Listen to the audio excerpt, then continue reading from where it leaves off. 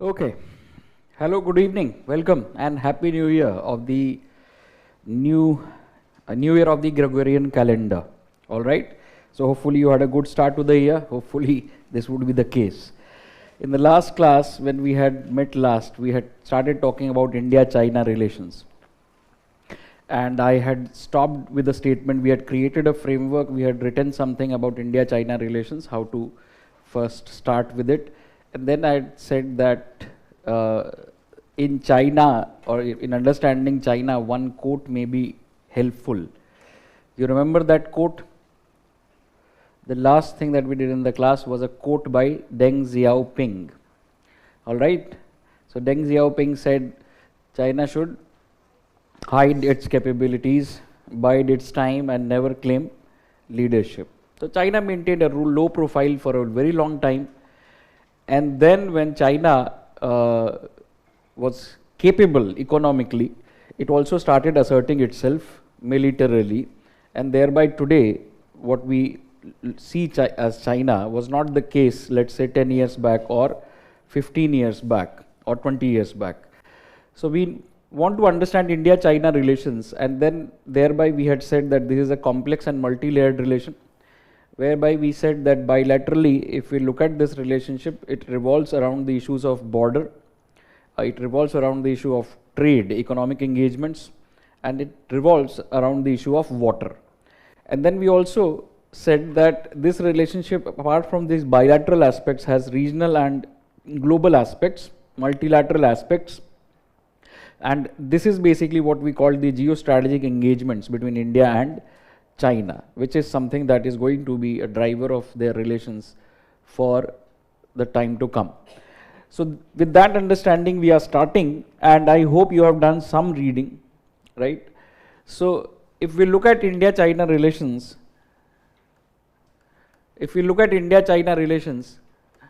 we may look at it in terms of various periods, right? One is ancient, medieval, and then the other is the very modern relations. So we can say that ancient, medieval, more of cultural and civilizational interactions are to the point in India-China relations, right? Ancient and medieval period is about cultural and civilizational engagements between India and China, be it various travelers that you know, Faihan, Huensang, coming from China to India, or Buddhism traveling from India to China. And by and large that remains the case, but the connections are not very strong. In the modern times, what you will see is largely, as we are saying, 19th century onwards, the Chinese history and the Indian history are influenced by historical developments in China and India, are influenced in this period by external Western influence, right? Their contact with the Western civilizations. So this is a period of colonialism in India. China is also facing imperialist assault, right? Various Western powers want to have influence in China, in China's market. So the Chinese remember this period, which involves the Opium Wars, all right? The Britishers fought with China, in which Indian soldiers also participated. And then what the Chinese called unequal treaties, when the treaties were imposed on the Chinese. When China was weak, treaties were imposed by Western powers, Britain, etc. Right? So unequal treaties, this is a period of unequal treaties for China. Then Chinese also remember this period for the kind of policies that the West had adopted, which had names like cutting of the Chinese melon, all right, or open door policy in China, right? Open door policy is associated with the US, wherein the US told the European powers that it would also like to have a share of China's market or China's wealth.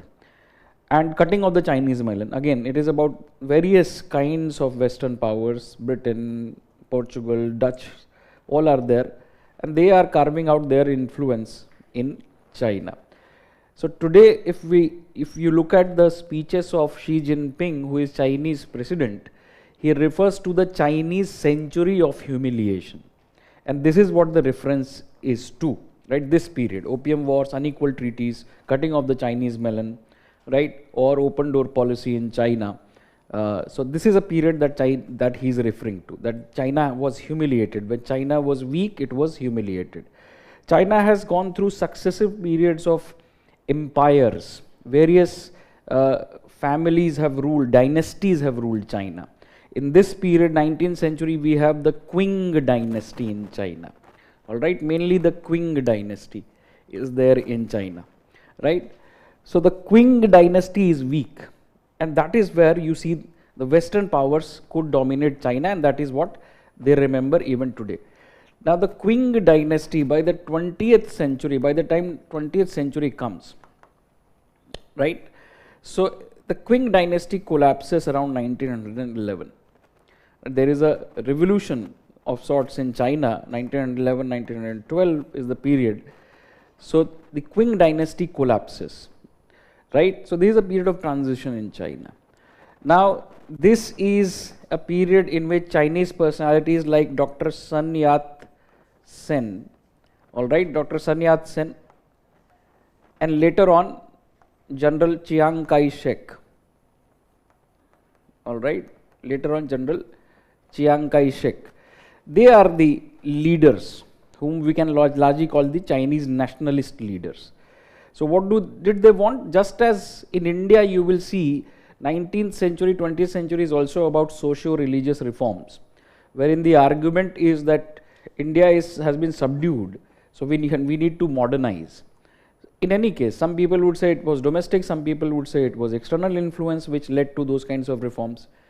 These are various opinions, but what you see is that interaction with the West is leading to certain kinds of developments in India. So similarly in China also you have a similar process coming up, where a nationalist leadership emerges, right, from this particular period. In the same period, around in the 1920s, you have the rise of the communists, all right, the Communist Party in China, and the Communist Party under Mao Zedong becomes another political player in China in this period, right, Mao Zedong. So Sun Yat-sen is American educated. His idea is also modernization of China. Mao Zedong is also influenced by a Western thinker, Karl Marx. All right, he's a librarian by profession, so he reads. So both of them are influenced by Western ideas, and they want to reform their country. So that is what is happening in China.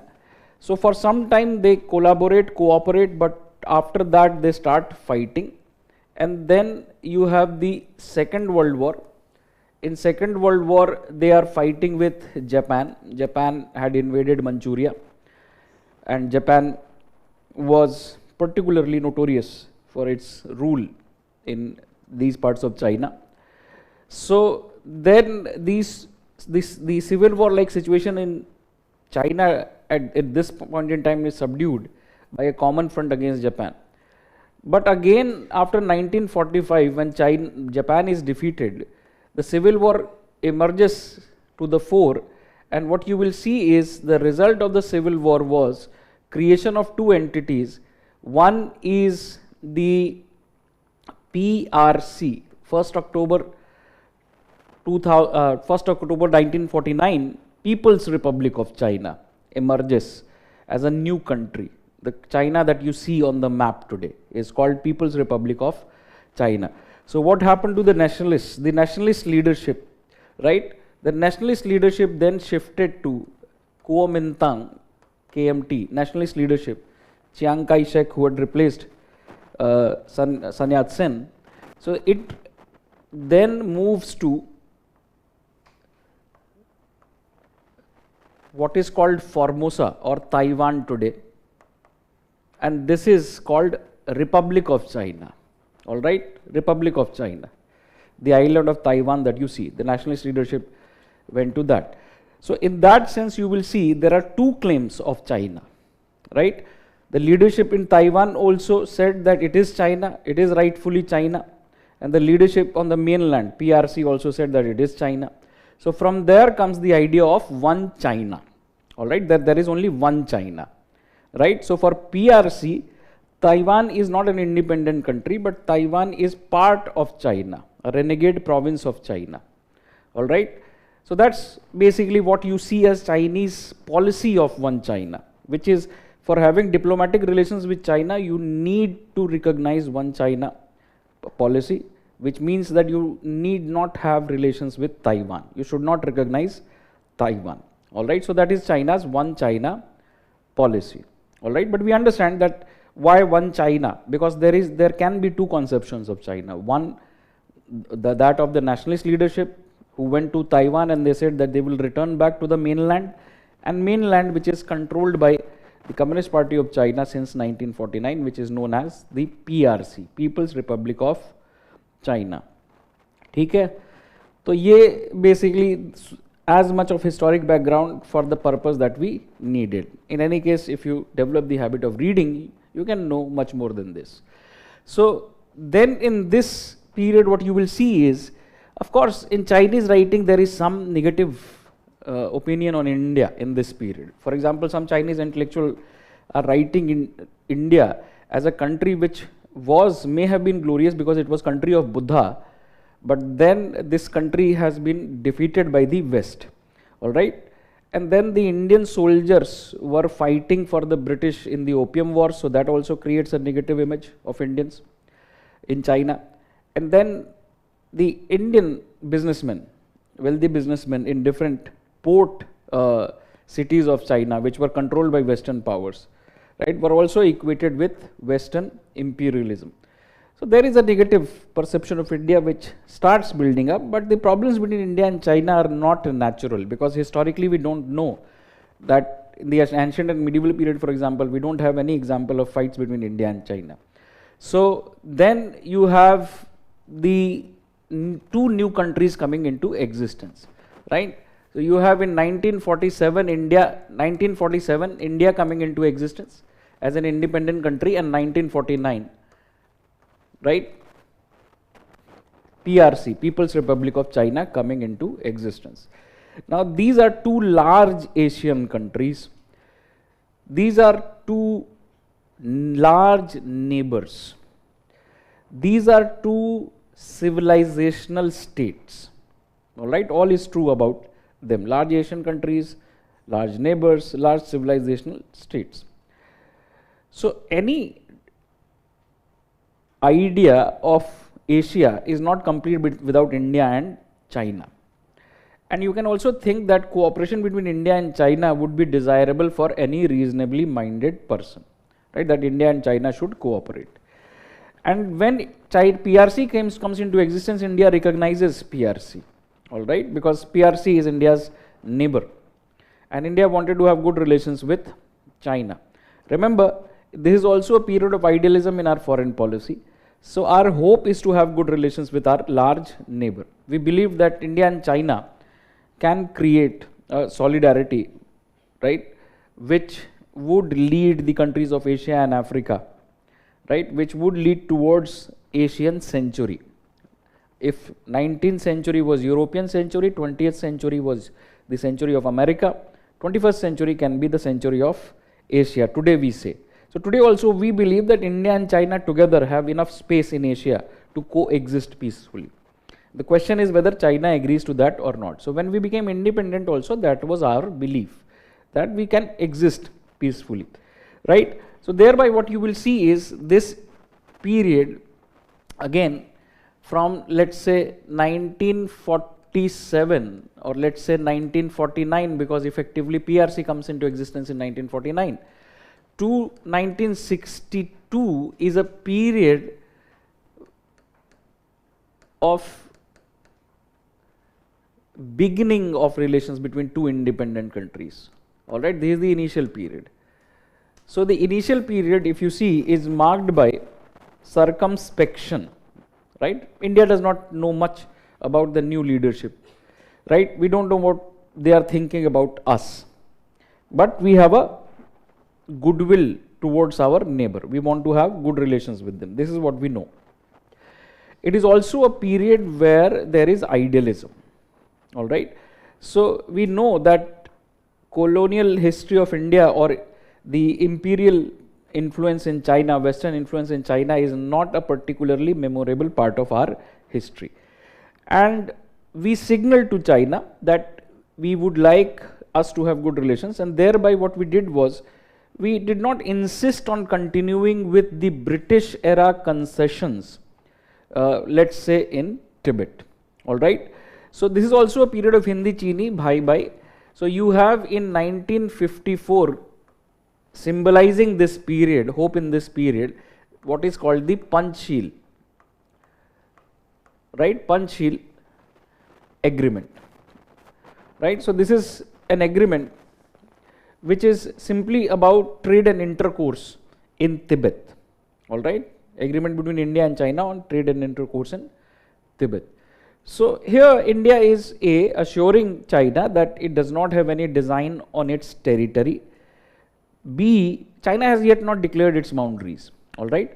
So, but we are saying that we don't have any designs with them. B, we don't want to continue with colonial era concessions that were there. We had some communication stations there, or we had some trade posts there. So we did not wish to continue with them. All right, because those were established by the Britishers. So again, this step is to signal to China that we want good relations with China. All right. And this is a period also when there is a lot of meeting between Indian leadership and the Chinese leadership, right? So Prime Minister Nehru and Premier Chow En Lai have meetings, right? So for example, India had hosted the Asian Relations Conference before independence in 1947. And India had invited other Asian countries, including leadership from China. And then in the Bandung conference also, India was enthusiastic participant. China was also present there. So meetings are happening, visits are happening, and there is a wish, there is a desire that good relations should become a reality. Panchsheel is a sign of that, right? It professes 5 principles, right? Mutual non-interference, mutual benefit, peaceful coexistence, mutual coexistence, right? Respect for sovereignty, territorial integrity. If you want the points, we have been emphasizing on these points since lecture 1. All right, you can find it in the first chapter of your printed material. मतलब ये है कि पंचशील एक तरह से signal sign है इस time का, क्या हो रहा है इस समय. Now, when we move forward, what we see is the issue of border inevitably emerges as a contentious issue first. All right, an issue on which there is contention. India and China don't agree, and this starts emerging, building up slowly. So first, PRC is a new state. People's Republic of China is a new state. It has not declared its boundaries. For India, its boundaries were clear to it because of its own conception, right? Some British era practices or agreements renewed, or the maps which had existed of the region. So, for example, in 1957, we realized that China has built a road connecting Tibet with Xinjiang, all right? And that road passes through what India considered to be its territory today, which would be part of Ladakh, but occupied by China, called Aksai Chin. So the road in Aksai Chin is something that we realize, we protest. And before that, there were certain maps, old maps, which came to light. So in those maps also, some parts which India considered to be its territory were claimed by China. So when India raised this matter with China, China simply said that these are old maps, they have to be renewed. Remember, China never said yes or no. China simply said that these are old maps.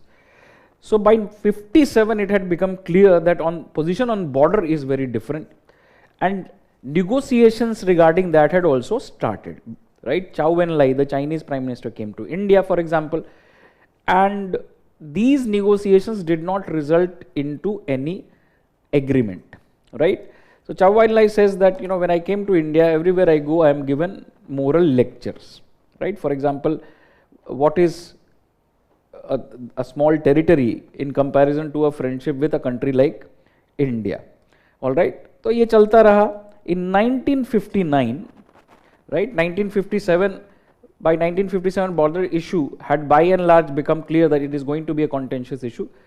In 1959, as the situation is deteriorating from hope now to more and more contention over border. 1959, you have a particular incident where the Dalai Lama, who had traditionally been the temporal and spiritual leader of the Tibetan Buddhists, the Dalai Lama flees from Tibet, which by then China had entered into Tibet in 1950 and it wanted to overhaul its political system and integrate it with China. So by then, by 1959, the Tibetan leadership, Dalai Lama himself and his followers came to India, crossed over into India, and India gave asylum to Dalai Lama. All right, and Chinese saw this as a sign of India having a design on Tibet, India wanting Tibet.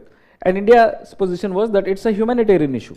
Dalai Lama is a revered figure. It's a cultural issue. It's not a political issue.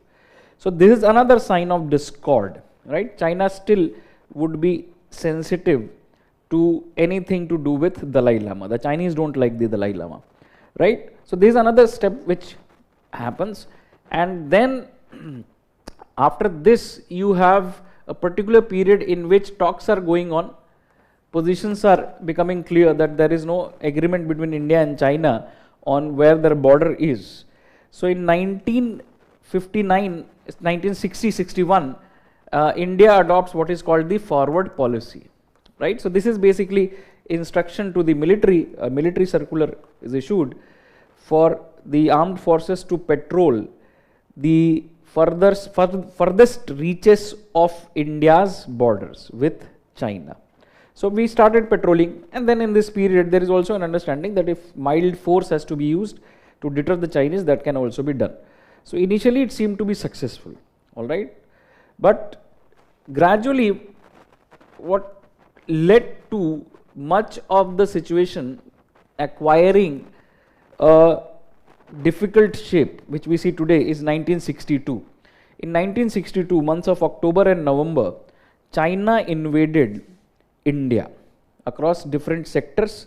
So in the east, what is today Arunachal Pradesh was then called NEFA, North East Frontier Agency, and in the western sector, Ladakh, right? So Chinese troops came over, Indian troops resisted and fought, but again, by and large, we can say that it was a debacle for India. All right, it was a political defeat, it was a military defeat, it was an intelligence defeat. So collectively, it was a period where we were surprised by the Chinese. All right. So just as the Chinese came, 1962, this is another watershed moment, right, which shapes. Abhi to evolve ho raha relation. Whether it would be positive or negative, we don't know. By 1962, it is clear that border territory is an important issue. And this basically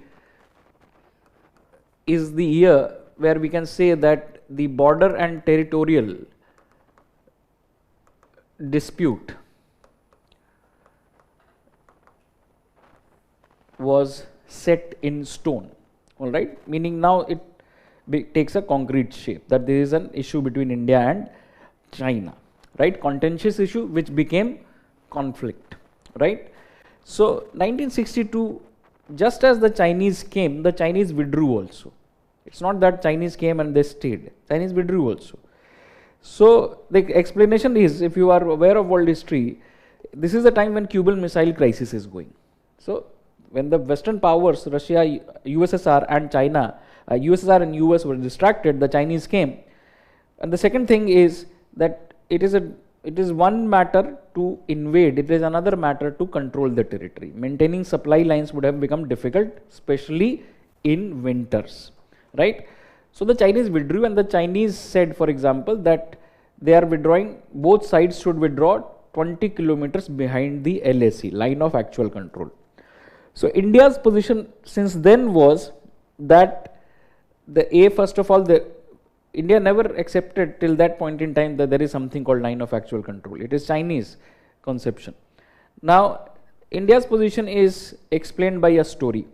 A thief, if he or she enters your house, and then they finally settles down in the living room and says that now I keep the living room and you keep the rest of the house.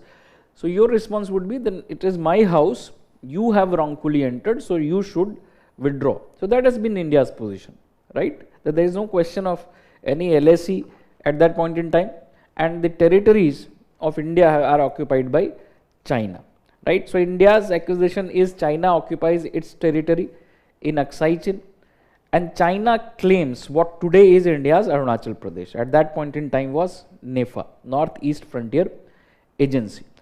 So 1962 war.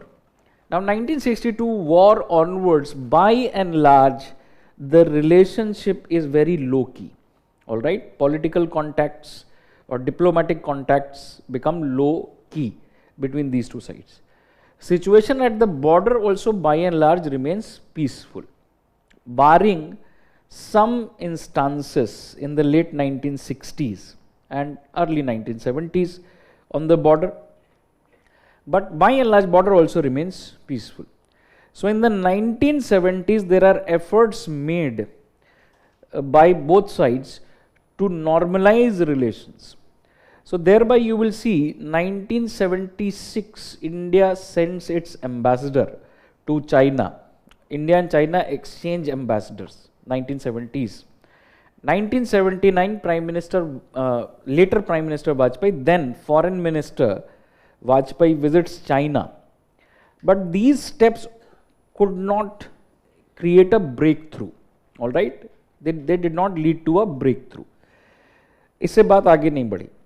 So now what happens is that the time passes, and with time there are changes which then create a situation in which India and China could come to the table and decide to address their border issue, but also decide to take forward other areas of relations. So 1970s efforts are made for normalization of relations, ambassadors are exchanged, but the final breakthrough, we can say, starts appearing in 1988, all right, 1988.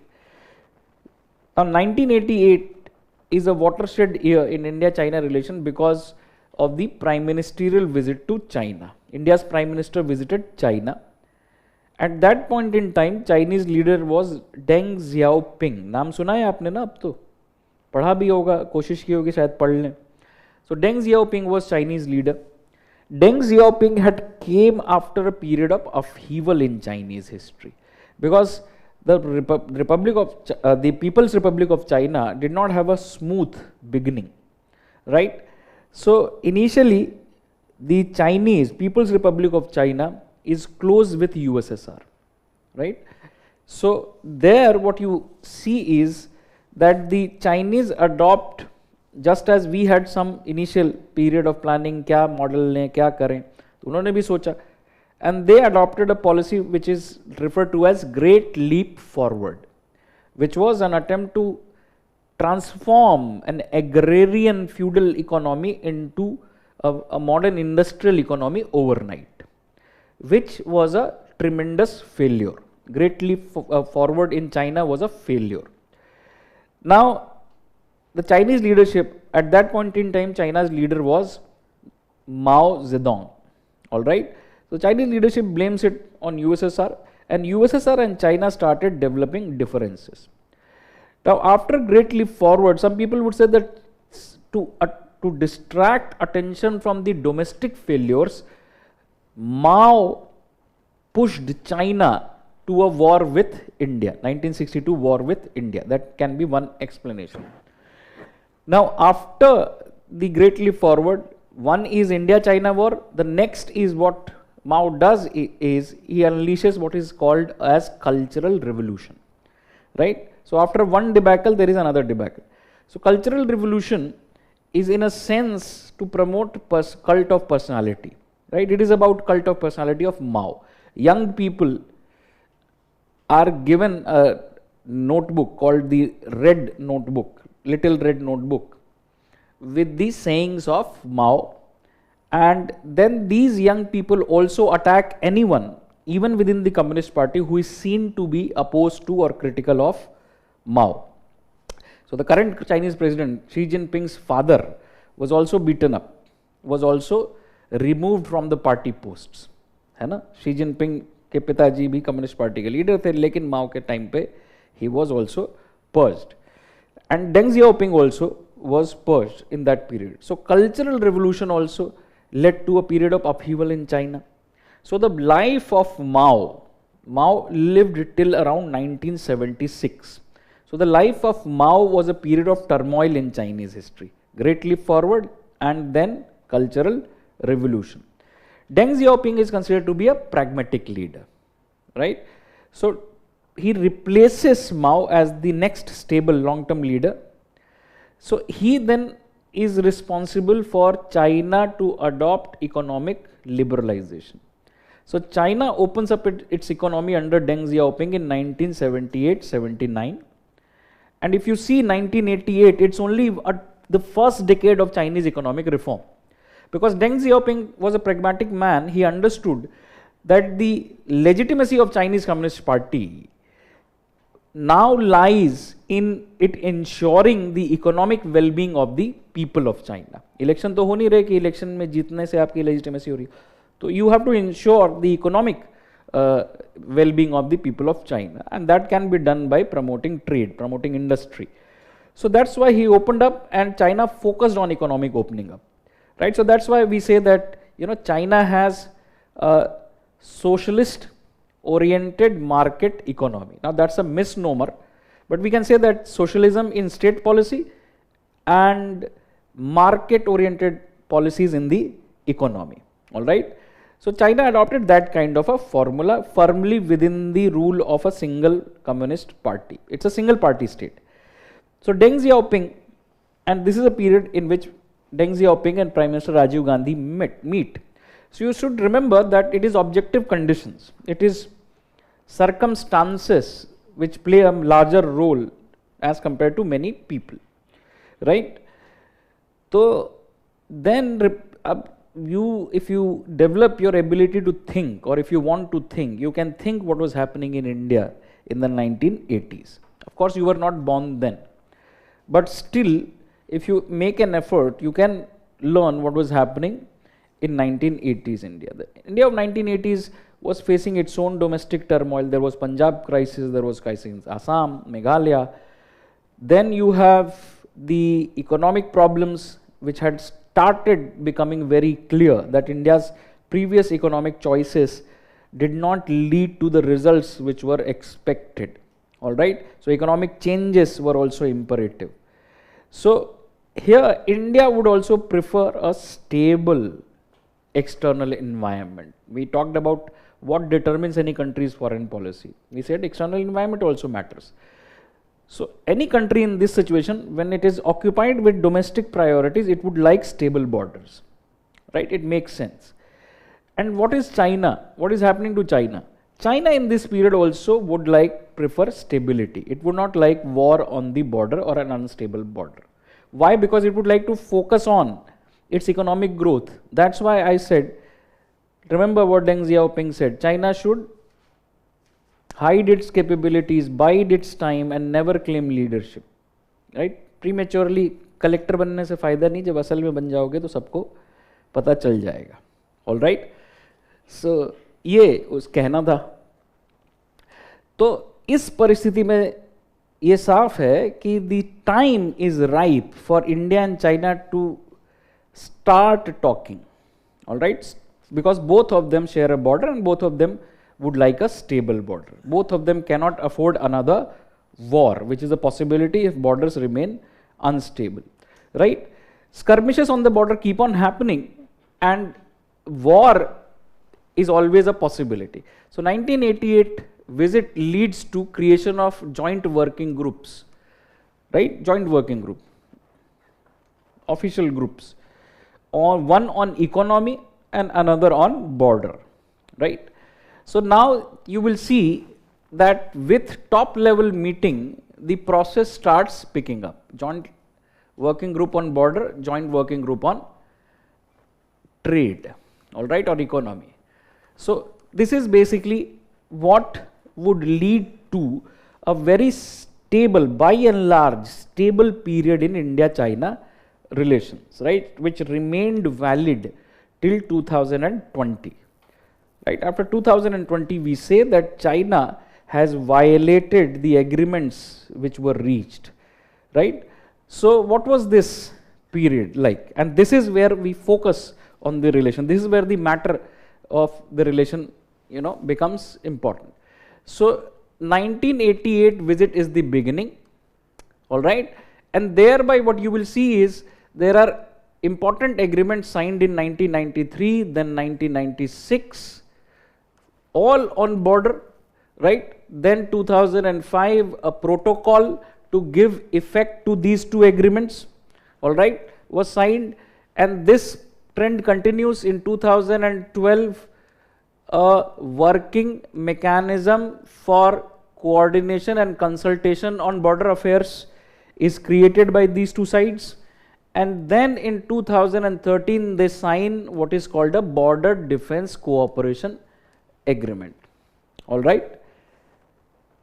So this is basically of what is of substance. 1988 onwards, as we saw, circumstances, time, priorities of both sides meant that they were able to create what we can call a modus vivendi, right, a working formula for stable relations, all right.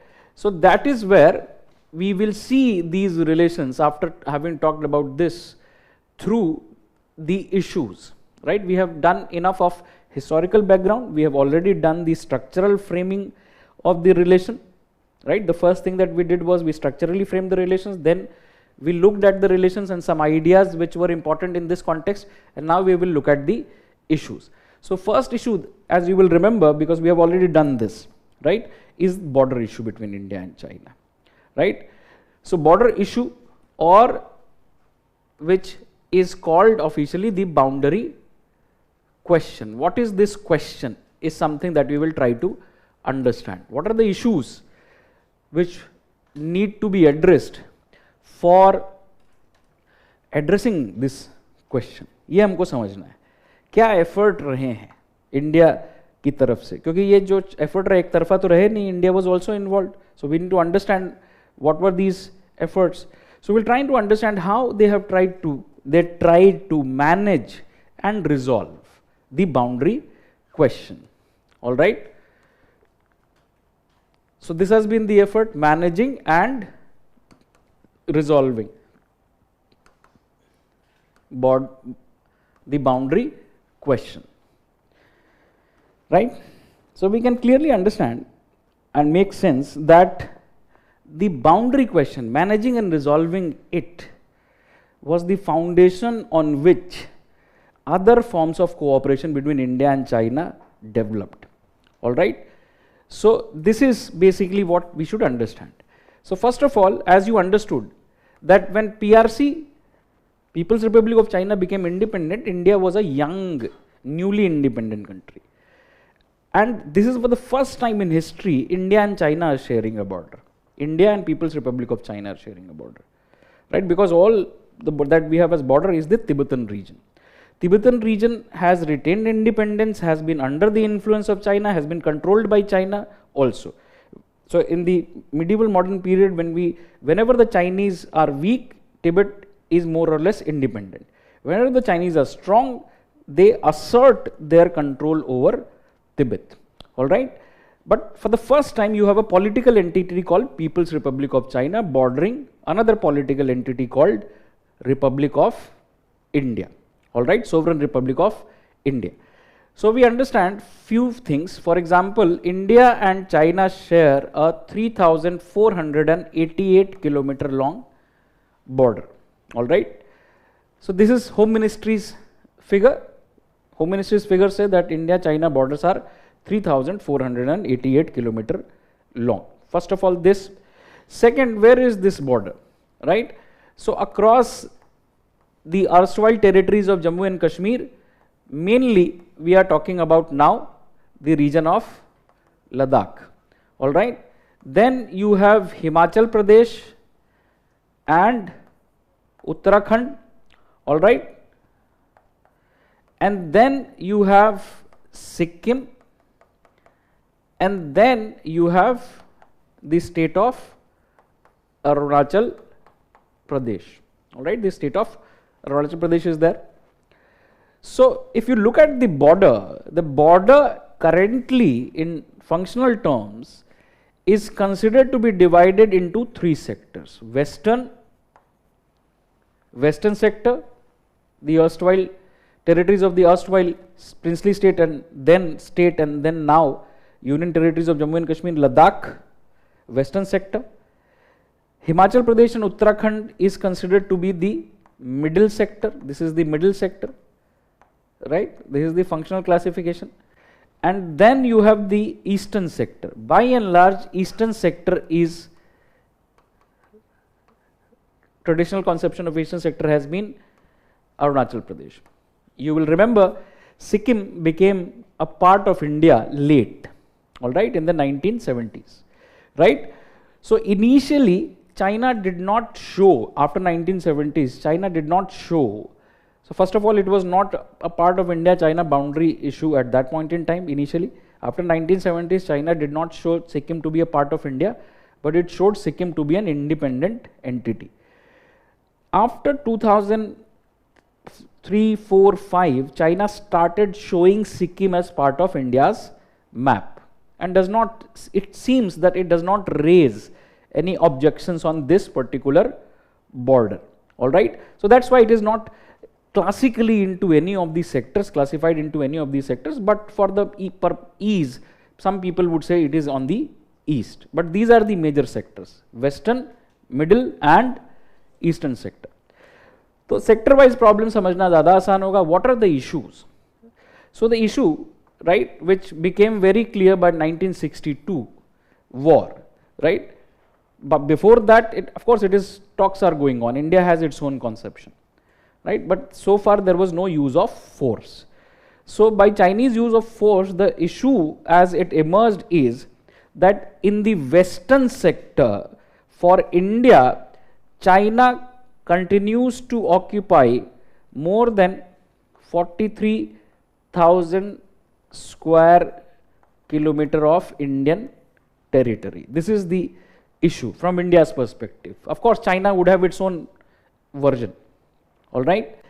But from our perspective, in the western sector, the issue is China's illegal occupation of nearly 43,000 square kilometers of Indian territory. So mainly with China, our issue is around 38,000 square kilometers of territory in western sector, which is called Aksai Chin. That China occupies 38,000 square kilometer of territory in Aksai Chin. And then how 43,000? Because slightly more than 5,000 square kilometer of territories, if you will remember, ye kahan ki territory? The territory which was ceded by Pakistan to China in 1963. So we say that it has been illegally ceded by Pakistan to China in 1963. All right. So ये 5,000 square kilometre की और territory जोड़ दो तो ये पूरा हो गया 43,000 square kilometres. Main question with China is this 38,000 square kilometres of territory in Aksai Chin. All right. Now then the middle sector. The middle sector, what you generally see is it is considered to be the least contentious sector. All right. It is generally considered to be the least contentious sector. Some issues of demarcation have emerged in areas like Barahoti Plains. Now it's a pass region, mountain pass region. Today there are many villages in Uttarakhand, higher reaches of Uttarakhand, who have a tradition of trading with Tibet. Right? Many of the mountain valleys, many of the old paths do exist. So वो तो है, तो Barahoti planes भी ऐसा ही एक इलाका है, right? It's a mountain pass, it's a pasture region, and it was important in traditional trade. So here there are some difficulties in terms of demarcation and claims. In the eastern sector, from India's perspective, the issue is China claims, यहाँ पे China claim करता है more than 90,000 square kilometers of Indian territory, right? So for example, China claims Arunachal Pradesh as South Tibet, all right? It calls it South Tibet. So that's our, okay, China can keep on calling it, but the land belongs to us. And then our attendant problem is China refuses to acknowledge the validity of McMahon line, all right? China refuses to acknowledge the validity of the McMahon line, all right? McMahon line. So that's basically what the problem looks like from our perspective on the border, in the boundary question. And of course, you must understand, if we are involved in negotiations, China may also have its own particular view, all right? So our task is to understand India's view. So this is how, in very brief terms, the boundary question looks like in its core, in its crux for India. All right, what is it? What is the boundary question according to India or for India? The boundary question for India involves A, the illegal occupation of China of 38,000 square kilometers of territory in the Aksai Chin region in western sector. B, the 5,000 square kilometers of territory ceded by Pakistan to China in Saxgam Valley. All right. C, the next problem is, though the middle sector is relatively less contentious, there are some issues around Baراहोती plains, areas like Baráhoti plains.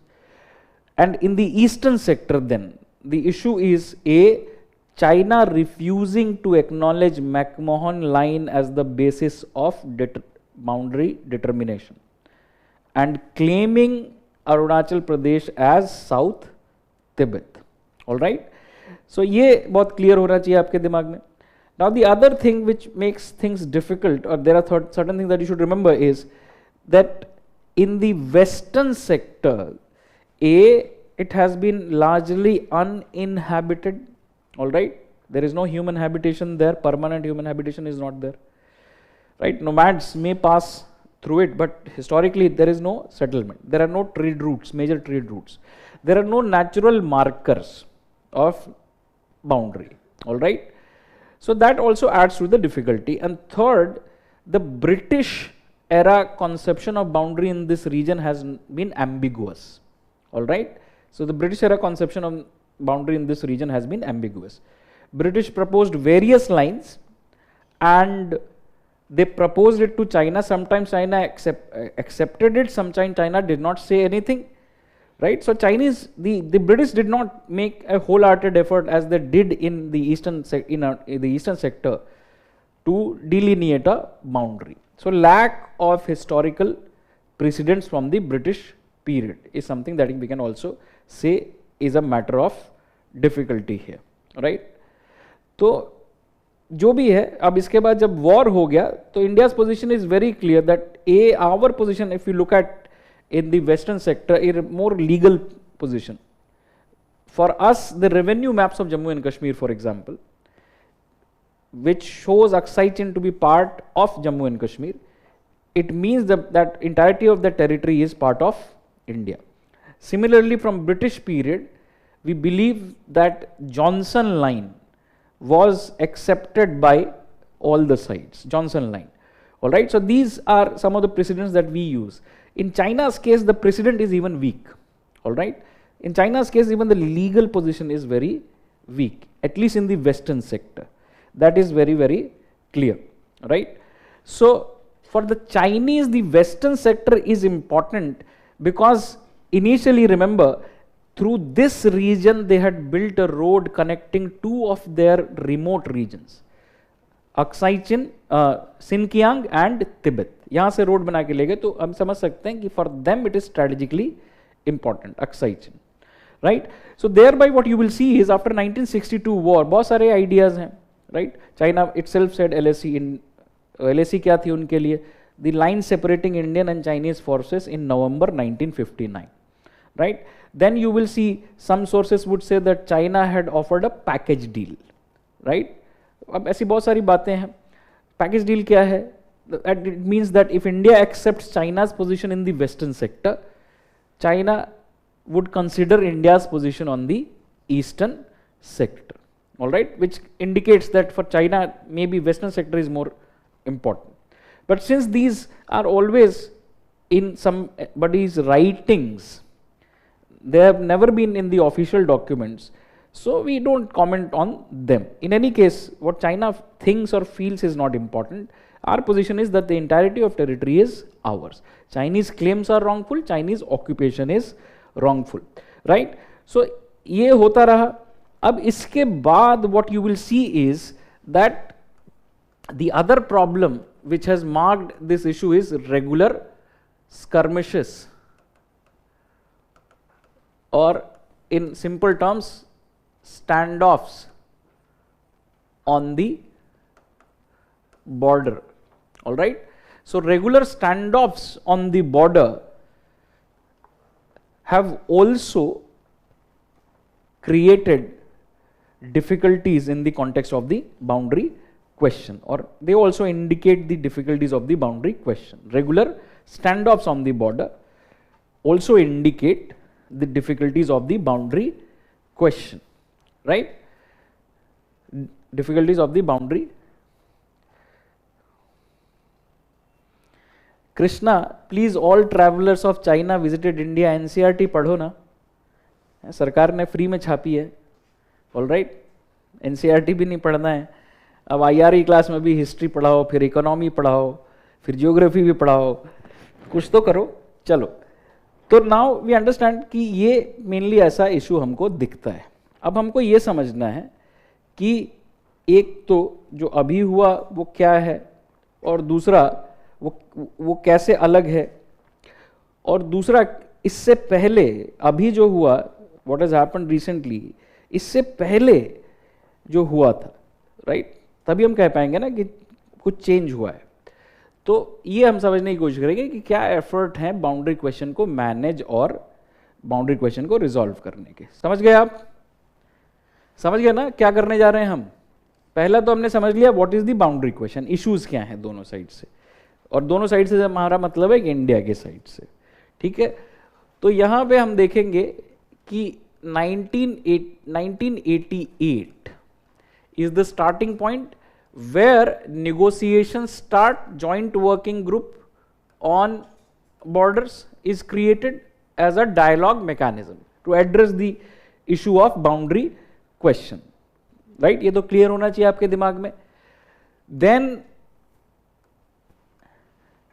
in 1993 we signed an agreement at the highest level. It is called Peace and Tranquility Agreement. All right, Peace and Tranquility Agreement, right? With this agreement, in principle, India and China agreed to maintain the status quo, maintain peace, maintain tranquility on the border. All right. Then this agreement is followed in 1996 by what is called Confidence Building Measures Agreement.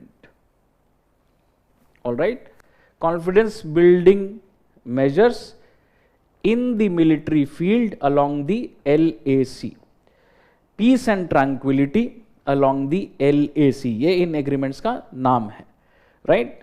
तो this is where you see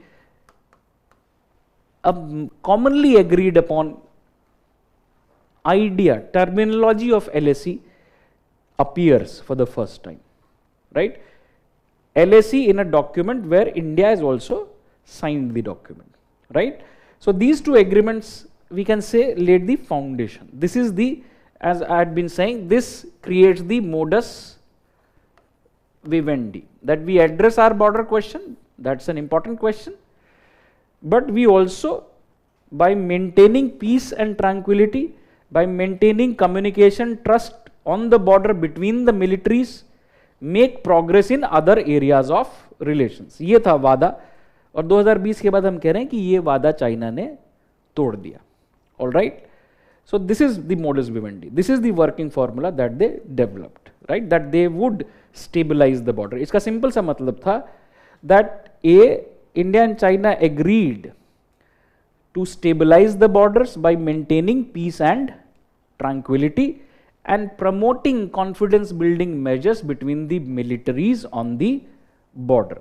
क्या मतलब था इसका? That India and China agreed to do what?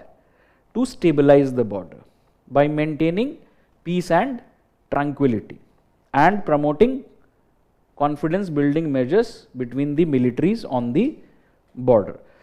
एक part ये border stable हो गया.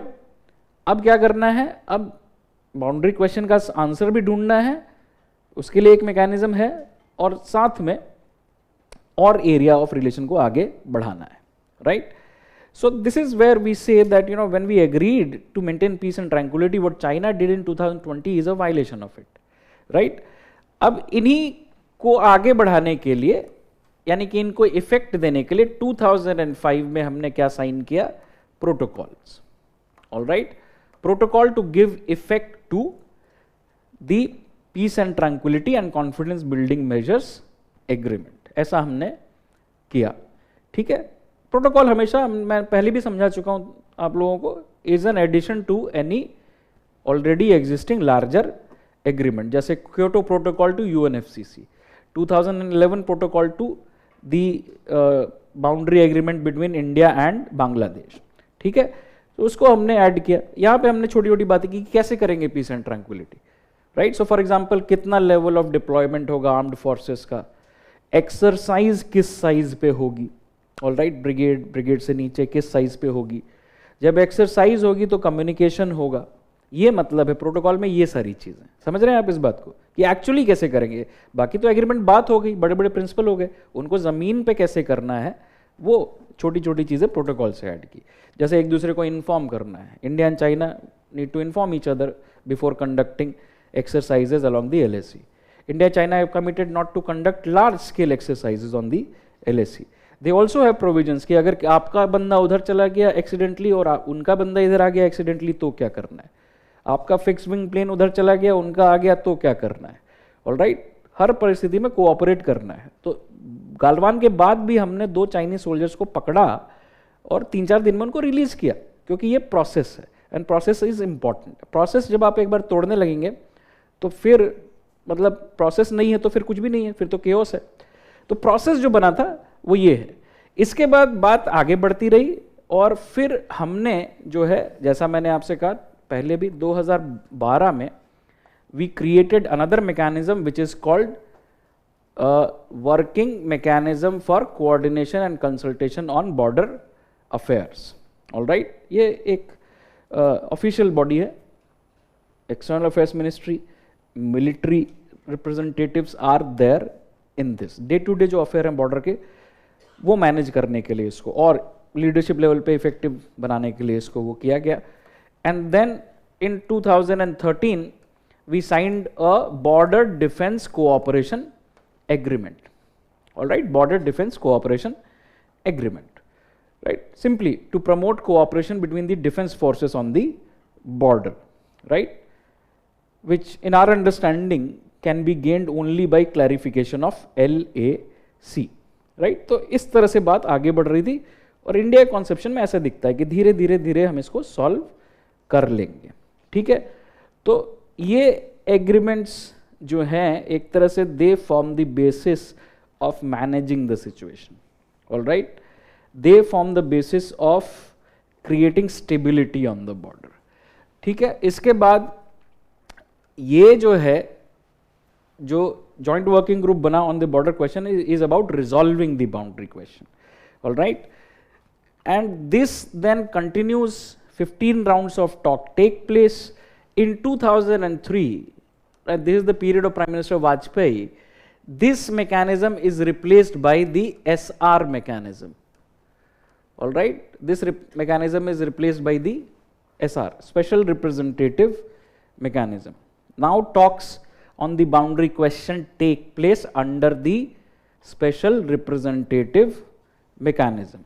All right, so this is another dialogue now from earlier official mechanism or joint working group to deputation of dedicated official for the purpose, special representatives on the boundary issue.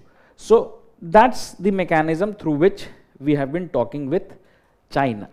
All right, so far 22 rounds of SR talks have taken place. All right, and what are these SRs doing? So here what they are doing is they are working based on a 3-step formula, all right, which was agreed upon in 2003, right? So what is this 3-step formula? This 3-step formula is: 1, agreement on political principles and parameters. All right, agreement on political principles and parameters. ये agreement पहला, तो basically this is at the level of leadership, saying that both sides agree to find a mutually satisfactory solution. ये प्रयास होते रहने चाहिए बस, ठीक है. अब उसमें यही लिखा होगा ना कि सोवरेनिटी, टेरिटोरियल इंटीग्रिटी, इस तरह के प्रिंसिपल्स. तो ये पहला स्टेप आसान है, एग्रीमेंट साइन हो गया, आपने इन प्रिंसिपल हामी भर दी, राइट. अब दूसरा step sector wise discussions on respective positions. All right, sector wise discussion करेंगे. So yeah, this is most difficult. This is the most difficult one because this is where you negotiate continuously difficult issues. कि यहाँ पे क्या problem है, यहाँ पे क्या है, यहाँ पे तुम्हारी position क्या है, यहाँ पे क्या है. All right. So ये and third, जब ये हो जाए तो तीसरा भी आसानी का step है, which is what? Delineation of boundary and final agreement. All right, तो ये 3 step, right? So India and China started the SR mechanism in 2003, pursuing a 3-step formula for resolving boundary question. First step was the signing of an agreement on political parameters and principles, which was done in 2005. Second step is continuing, which is sector wise discussions on respective positions, both sides. And third step, of course, there is no question that without the completion of the second step, the third step can be reached at. So even before 2020, the experts thought that the talks are stuck in the second stage. All right, there is no way out, it seems, right? So nobody expected that the boundary question between India and China would be resolved in 1 year, 2 year, 5 year, right? But again, the opinion was that the talks were stuck in the second stage, right? So that's basically what we start looking at. Talks were stuck in the second stage for a long time. All right. तो ये पहला. दूसरा, border standoffs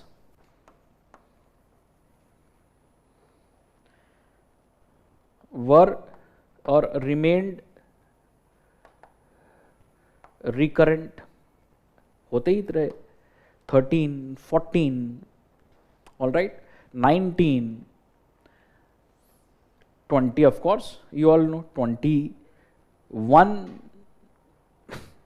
also you all know. And 22, of course, 9th of December, you all know, right? So this is a recurring feature on the LAC. हर बार इसीलिए ऐसे सांस मेरी सांस नहीं बढ़ जाती है कि ये क्या हो गया, जानना चाहिए. We know that this is a recurring feature at the LAC. होता है ये, right? So that's one. And then what happened was on 20th June, not on 20th June, but between 15th and 16th June, standoff at the LAC leads to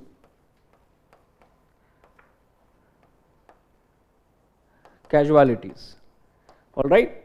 So this is something that is happening. Border standoffs are continuing, and when border standoffs are continuing, they are resolved through what? वही बात करके आपस में, right? And but this was recurring, it is sure.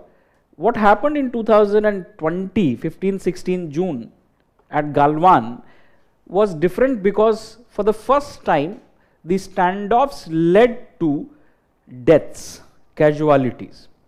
20 Indian soldiers laid down their lives. China later accepted 4 Chinese soldiers died. Different estimates suggest, Indian estimates, Russian estimates suggest 45 Chinese soldiers may have died, right? But this loss of life on the LAC was something which transformed the whole equation. Because whenever there is loss of life, A, it becomes an emotive issue, B, it becomes a serious issue, where the boundary question itself is a very sensitive question. So now it is in a very precautious state. All right. अभी जो situation है वो यही है. अब यही कह सकते हैं कि the relations between India and China remain tense given the continuing situation on the LAC. And the modus vivendi of the past 3 decades, is showing the signs of strain. जो फॉर्मूला हमने डेवलप किया था stability का, it is showing the signs of strain. All right, the India-China relations are passing through a particularly difficult phase, as symbolized by the continued standoff at the LAC. एक तो हम ये determine कर सकते हैं इस सिचुएशन के बारे में, that India-China relations are going through a difficult phase, as symbolized by the continuing situation at the LAC. All right. And second, the modus vivendi created through negotiations and agreements. The modus vivendi created through negotiations and agreements over the last 3 decades.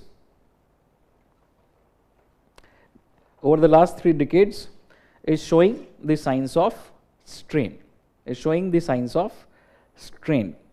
All right. So this is what we can determine for what is happening now. Nothing more than that. All right. We can be aware of the past pattern, past efforts, and we can keep an eye on what is happening now. तो हम यहाँ तक border question में हम पहुँच गए कि अब क्या हो रहा है. पहले ये चल रहा था, अब यहाँ पे ये हो रहा है. अब यहाँ पे हम कुछ चीज़ें और देख लेते हैं. So for example, before understanding it analytically, we understand why 2020 happened, why Galwan Valley clashes, or why suddenly China's aggression on the LAC became visible, right? My guess is as good as anyone else's guess, because China would never tell us why it did so. So we can look at the surrounding circumstances. All right. So if you see, 2020 is a important year for China. One, under the Trump administration, it had a difficult 2 years with US, right, where US is clearly putting pressure on China. Two, COVID-19 the spread of COVID-19 and its links with China also generated attention, heat on China. All right, the COVID-19 scenario is where you have focus on China. All right, so Trump, for example, used to call the coronavirus for a long time Wuhan virus. All right, so that pressure is there on China. Now, domestically also understand Xi Jinping as the leader of the Chinese Communist Party is facing a difficult situation, because first of all, the internal management of COVID-19 is not satisfactory in all the countries. So in China also that is not satisfactory, but the way Chinese authorities tried to cover up the initial spread also became unpopular, and it also affected the productivity in China, and it also led to protests, जो अभी भी China में हो रहा है. China is again witnessing an upsurge in COVID. Again, what is happening is, as lockdowns would become stringent, China right now has a zero COVID policy, right? So what is happening is you have a domestic pressure. कितने दिन लोगों को अंदर रखेंगे आप, right? There is an external pressure, and there is the personality of Xi Jinping. All right, Xi Jinping is considered to be the strongest leader after Mao, Deng Xiaoping, and some people would say more powerful than Deng Xiaoping, but certainly Mao, Deng Xiaoping, and Xi Jinping. So this is something that is the surrounding circumstance. Now you also see in the 1990s and after that, at the LAC on India's side of the border, the terrain is difficult. There is a difficulty of infrastructure. The infrastructure is weak. On the Chinese side, they made rapid stride in building infrastructure. For example, they could build a railway system, world's highest railway system on the Tibetan plateau, which people used to say would not be possible. So China's side of the border is marked by well-made infrastructure. So that in that sense, China had an upper hand in military mobilization at the LAC traditionally. So what you will see is that India had been making efforts to strengthen border infrastructure, and these efforts were visible. For example, we built a road close to Galwan linking DBO, Daulat Beg Oldie. All right, so Daulat Beg Oldie Darbuk Shok road we had built. So these kinds of infrastructure now were visible and had taken up speed. So some people would say that this also may have been a reason that India was rapidly trying to create parity in terms of infrastructure on the LAC. And you can also see then that the peculiar circumstances in which 2020 happened is largely a part of the period where China's assertion is visible on all its borders. In South China Sea against its neighbors, its assertion is visible. All right. So it is part of a period in which China is becoming regularly aggressive, assertive, right? So that's something that explains the behavior. Some people would say that India and US had been getting close, and China and US, the antagonism between China and US had been rising. So in that circumstance, it is also China's attempt to send signal to India. That step aside. तो बहुत सारे कारण हो सकते हैं इसके, right? तो mains exam में तो आपको जितने कारण आप बता सकते हैं बताएं. इंटरव्यू आजकल चल रहे हैं, इंटरव्यू में कोई आपसे पूछे कि एक कारण चुन लो, कोई एक कारण बताओ, तो सोच समझ लेना आपको कौन सा कारण अच्छा लगता है, राइट? पर किसी भी चीज़ को कोई एक चीज़ एक्सप्लेन नहीं कर सकती. सो 2020 क्लैशेस हैपेंड. पहले तो हमने देख लिया पहले क्या हो रहा था, right? Talks are stuck in stage 2, border stand offs continue, and 2020 made the situation further serious. उससे पहले 2017 हो चुका था, but that was not India China border, that was Doklam in Bhutan, right? So you will see that 2020 Galwan behavior of China is explained by increasing external and internal pressures on the Chinese Communist Party and its leadership under Xi Jinping. All right.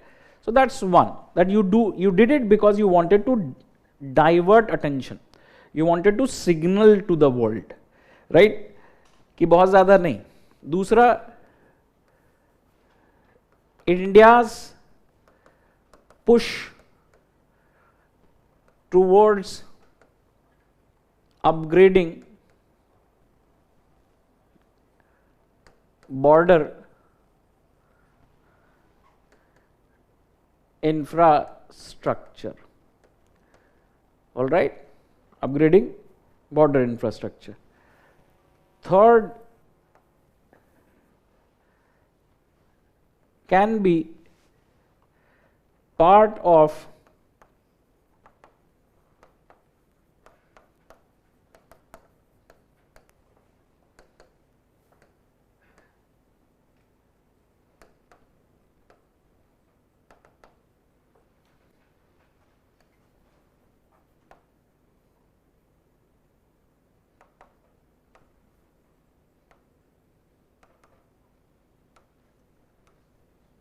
all right.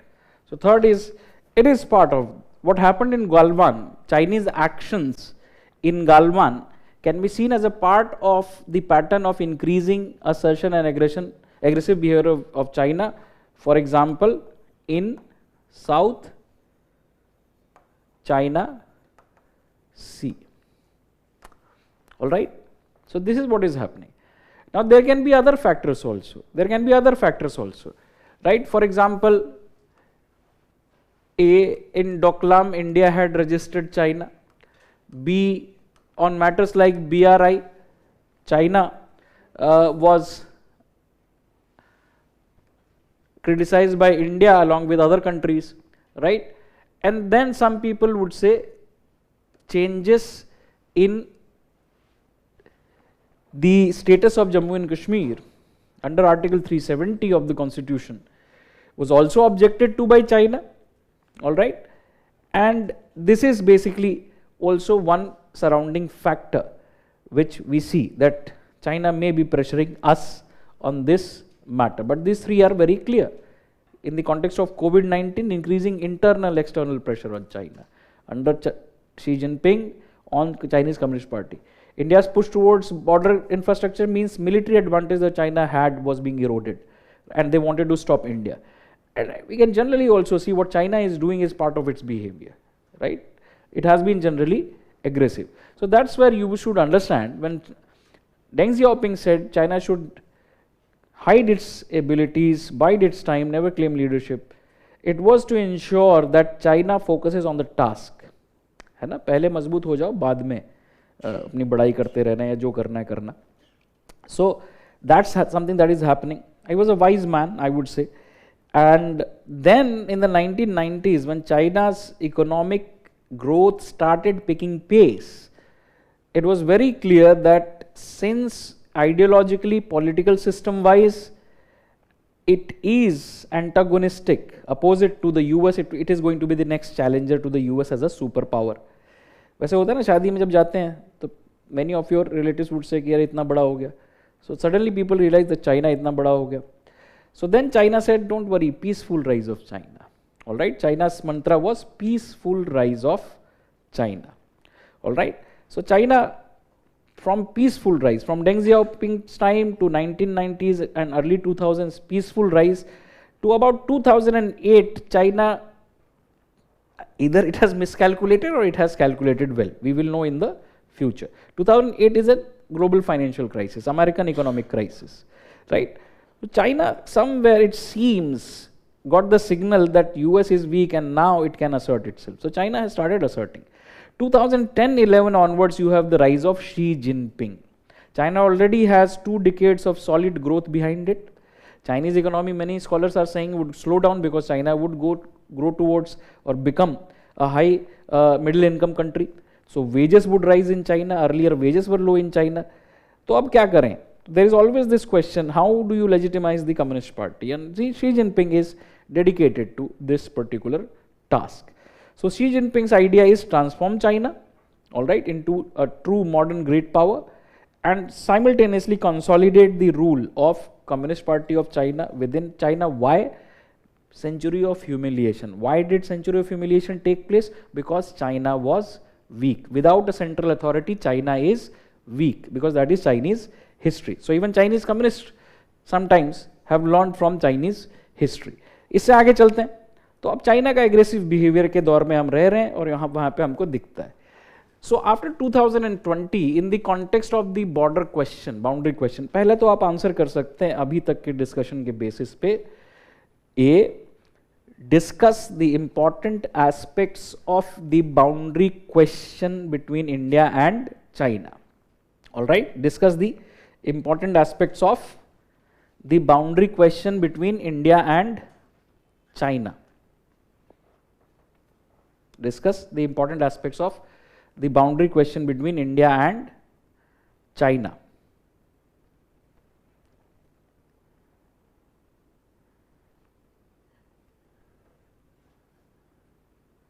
Also, identify the measures,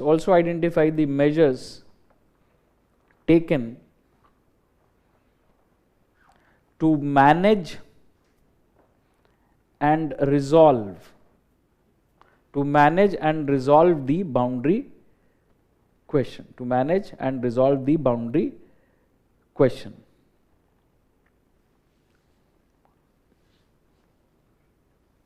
right? So this is the static part. You know, you answer this question through those agreements, through those talks. ठीक है? Now 2020, what has happened? So what is India's position? Our soldiers laid down life, that is fine, but what is the larger issue? You know, what is the larger issue? What does it represent?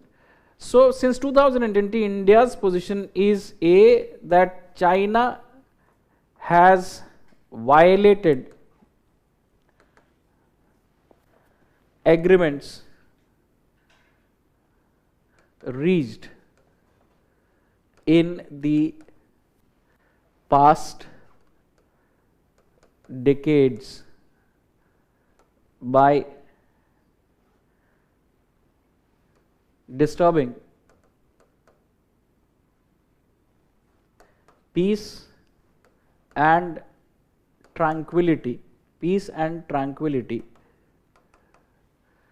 at the LAC. All right, ये हमारा कहना है. What is our problem? That China has violated, and this is something that we keep on repeating. All right, if you start listening to Dr. Jaishankar, he'll keep on repeating that this is what China has done. No responsible country violates the agreements that it has signed. There was a debate on collective security at the UNSC. There also India said that collective security would remain an elusive goal till countries, important countries, continue to violate agreements arrived at. Right? So we say that, you know, China's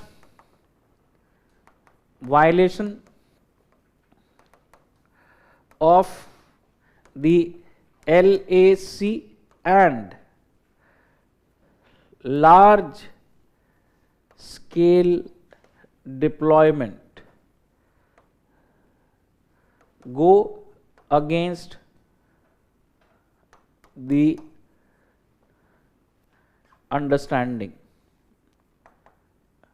All right, ये जो China ने किया, कैसे piece and tranquillity को violet किया?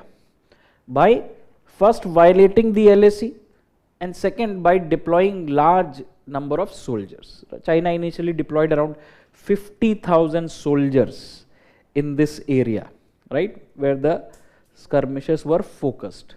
All right, western sector में. So large scale deployment पहला तो agreement के अंदर हम माने थे कि नहीं करेंगे. दूसरा हमारा ये मानना था कि जो भी बात होगी हम आपस में बात करके सुलझा लेंगे. ऑलराइट, तो ये है इसका मतलब.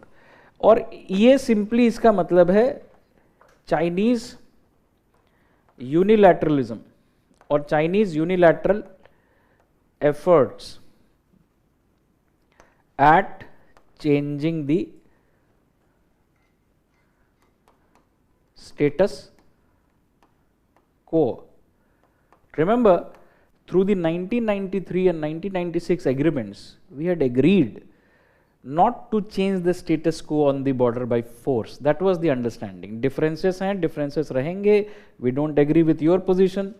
I don't agree with your position. You don't agree with my position. But we will maintain stability. We would not use force. We would not try to change the situation on the border unilaterally. So that is what India's position on this issue would be, right? That is what India has highlighted very consistently, pointed to China. And you remember, agreements of the past have also been violated because for the first time after Galwan in June 2020, in September 2020, there was firing at the LAC, all right, which is clearly, firearms are clearly prohibited under these agreements, and firearms were not used for a very long time on the LAC. So in September there was firing, all right.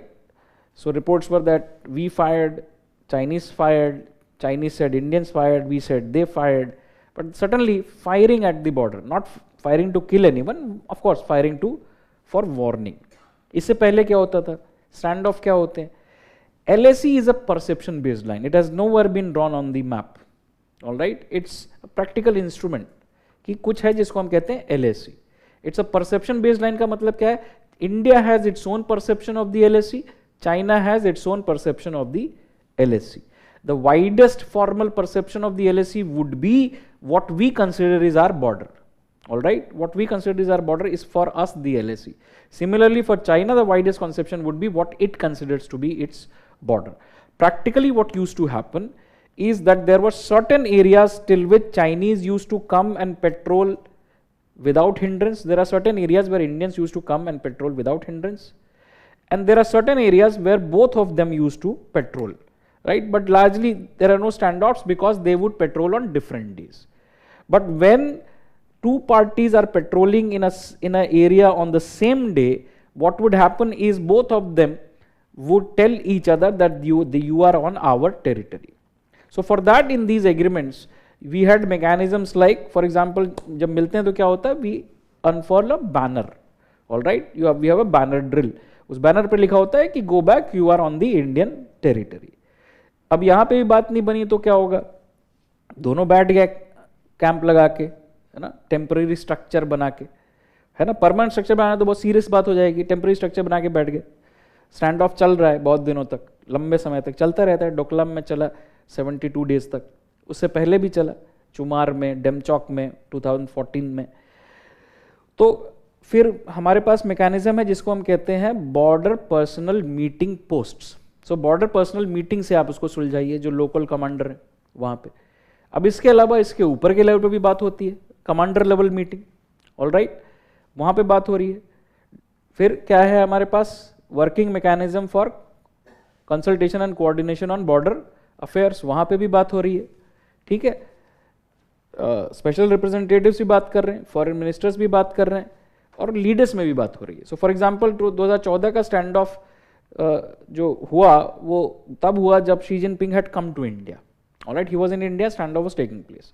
Resolve तब हुआ कुछ महीनों बाद जब there was a BRICS summit which China was holding.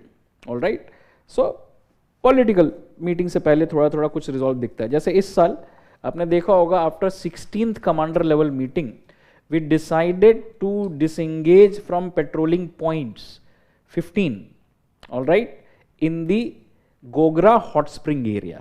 अब वो कब हुआ? Before the meeting of the Prime Minister and the President of China at SCO. SCO में दोनों को participate करना था, मुलाकात होती. तो ऐसा होता है, ऐसा होता था. तो यहाँ पे situation change हो गई क्योंकि there is death involved. So now let's move forward. This is our position. So what is it that we did? Now we need to understand India's response. All right, India's response.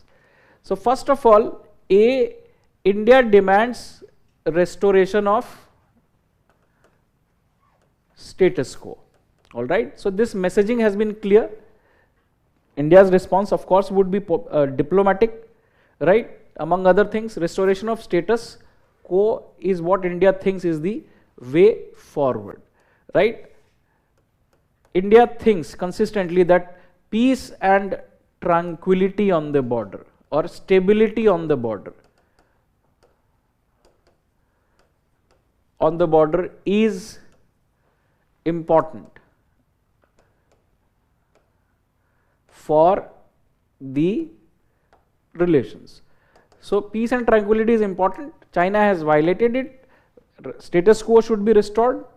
Chinese soldiers should pull back. And then what we generally now are pursuing is disengagement, and later on what we seek is de-escalation. All right, India seeks disengagement, satisfactory disengagement and de-escalation. कैसे status को maintain होगा, कैसे piece and tranquillity maintain होगा India के हिसाब से? By ensuring disengagement, meaning जहां पे भी स्टैंड ऑफ पॉइंट था 2020 के बाद, वहां से पुलिंग बैक द ट्रूप्स.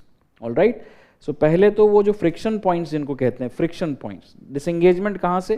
तो अखबार में यही पढ़ोगे, friction points, disengagement from friction points. जहां जहां मेजर फ्रिक्शन हुआ था, जहां जहां दोनों आके बैठ गए थे, वहां से पीछे हटना. ऑल राइट, और डी-एस्केलेशन का क्या मतलब होता है? डी-एस्केलेशन का मतलब होता है कि ये करने के बाद इंश्योर करना कि ये चलता रहे, और उसके बाद सिंपली एक बड़ा इसका मतलब होगा redeployment of troops away from LAC. All right, so that is basically through which you will understand what India is seeking. आपको ये तो पता होना चाहिए ना कि इंडिया का ऑब्जेक्टिव क्या है. So this is what India is seeking. To that end, what you will see is a talks between EAM, multiple phone conversations, meeting on the sidelines of SCO, meeting on the sidelines of a meeting which is called the Russia-India-China trilateral. तो तमाम तरह पे बात हुई. फिर SR के बीच में बात हुई, right? Both the SRs talked with each other, right? And special representatives. इसके अलावा ये तो है ही, इसके अलावा जो वर्किंग मैकेनिज्म है उसकी मीटिंग चलती रही, राइट? उसकी भी मीटिंग हुई. इसके अलावा आप देखेंगे military talks, all right, commanders level talks.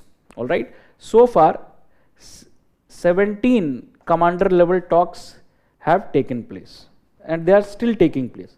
17 commander level talks are taking place and they are still taking place, right? 17 took place in December of 2022. तो जो ये बड़े लेवल पे एग्री किए, इस बात पे ये होना चाहिए, क्या होना चाहिए? Disengagement and D-escalation. ये तय कौन करेगा? वो जिनका ये प्रोफेशनल काम है, कमांडर्स. ऑल राइट, सो मिलिट्री के लेवल पे ये बात हो रही है, ये डी-एस्केलेशन. सो बहुत सारी जगह से ये हो चुका है. 2021-20 से वो एग्री करना शुरू हुए.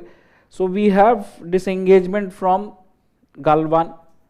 All right, then second disengagement happened at Pangongso Lake, which is part in India, part in China. All right, so Pangongso पे स्टैंड ऑफ था, Pangongso नॉर्थ साउथ दोनों पे हो गया. इसके बाद अब यहाँ पे जो लेटेस्ट हुआ वो हुआ Gogra hot spring. All right, specifically PP15. ये PP15 patrolling point 15, where we both know that we use to patrol. यहाँ हम पेट्रोल करने जाते हैं. ये प्रैक्टिकल सिचुएशन है. LAC दोनों, अगर आप फॉर्मली पूछो कहाँ है, तो जो उनका बॉर्डर है, कुछ जगह पे दोनों जाते हैं ट्रेडिशनली, और इंडियंस जाते हैं, चाइनीज जाते हैं अपने अपनी जगह पे. कुछ ऐसी जगह हैं जहाँ दोनों कॉमनली जाते हैं. ऑल राइट, तो ये पेट्रोलिंग पॉइंट. अब इनका कोई मैप पब्लिक में अवेलेबल नहीं होता, तो यूपीएससी कभी भी पेट्रोलिंग पॉइंट जैसे क्वेश्चन नहीं पूछती है. यूपीएससी ने जो क्वेश्चन पूछा था 2020 में, I will again remind you, was the location of Siachen. All right, और ऑप्शन में क्या था, वेस्ट ऑफ अक्साई चिन जैसा भी एक ऑप्शन था. यूपीएससी इस तरह क्वेश्चन पूछती है, ये नहीं जो आपके बियॉन्ड है वो नहीं. या तो इस जगह के मैप उनके पास होंगे जो मिलिट्री कमांडर्स हैं, या बहुत टॉप लेवल पे जिनको भी जानने की जरूरत है उनके पास होंगे. ठीक है, तो हमको प्रोसेस बताया कि disengagement is going on and from some points disengagement has happened.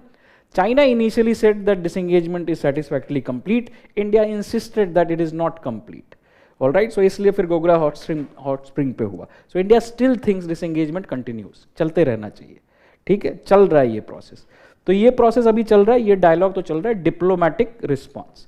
अब डिप्लोमेटिक रिस्पॉन्स के अलावा of course since it is a military matter, right, and our military is professionally capable of handling the situation. So military response क्या था? A, immediate response at friction points, जहां जहां friction हुआ वहां वहां हमने रिस्पॉन्ड किया, राइट, तभी तो क्लैशेस हुए.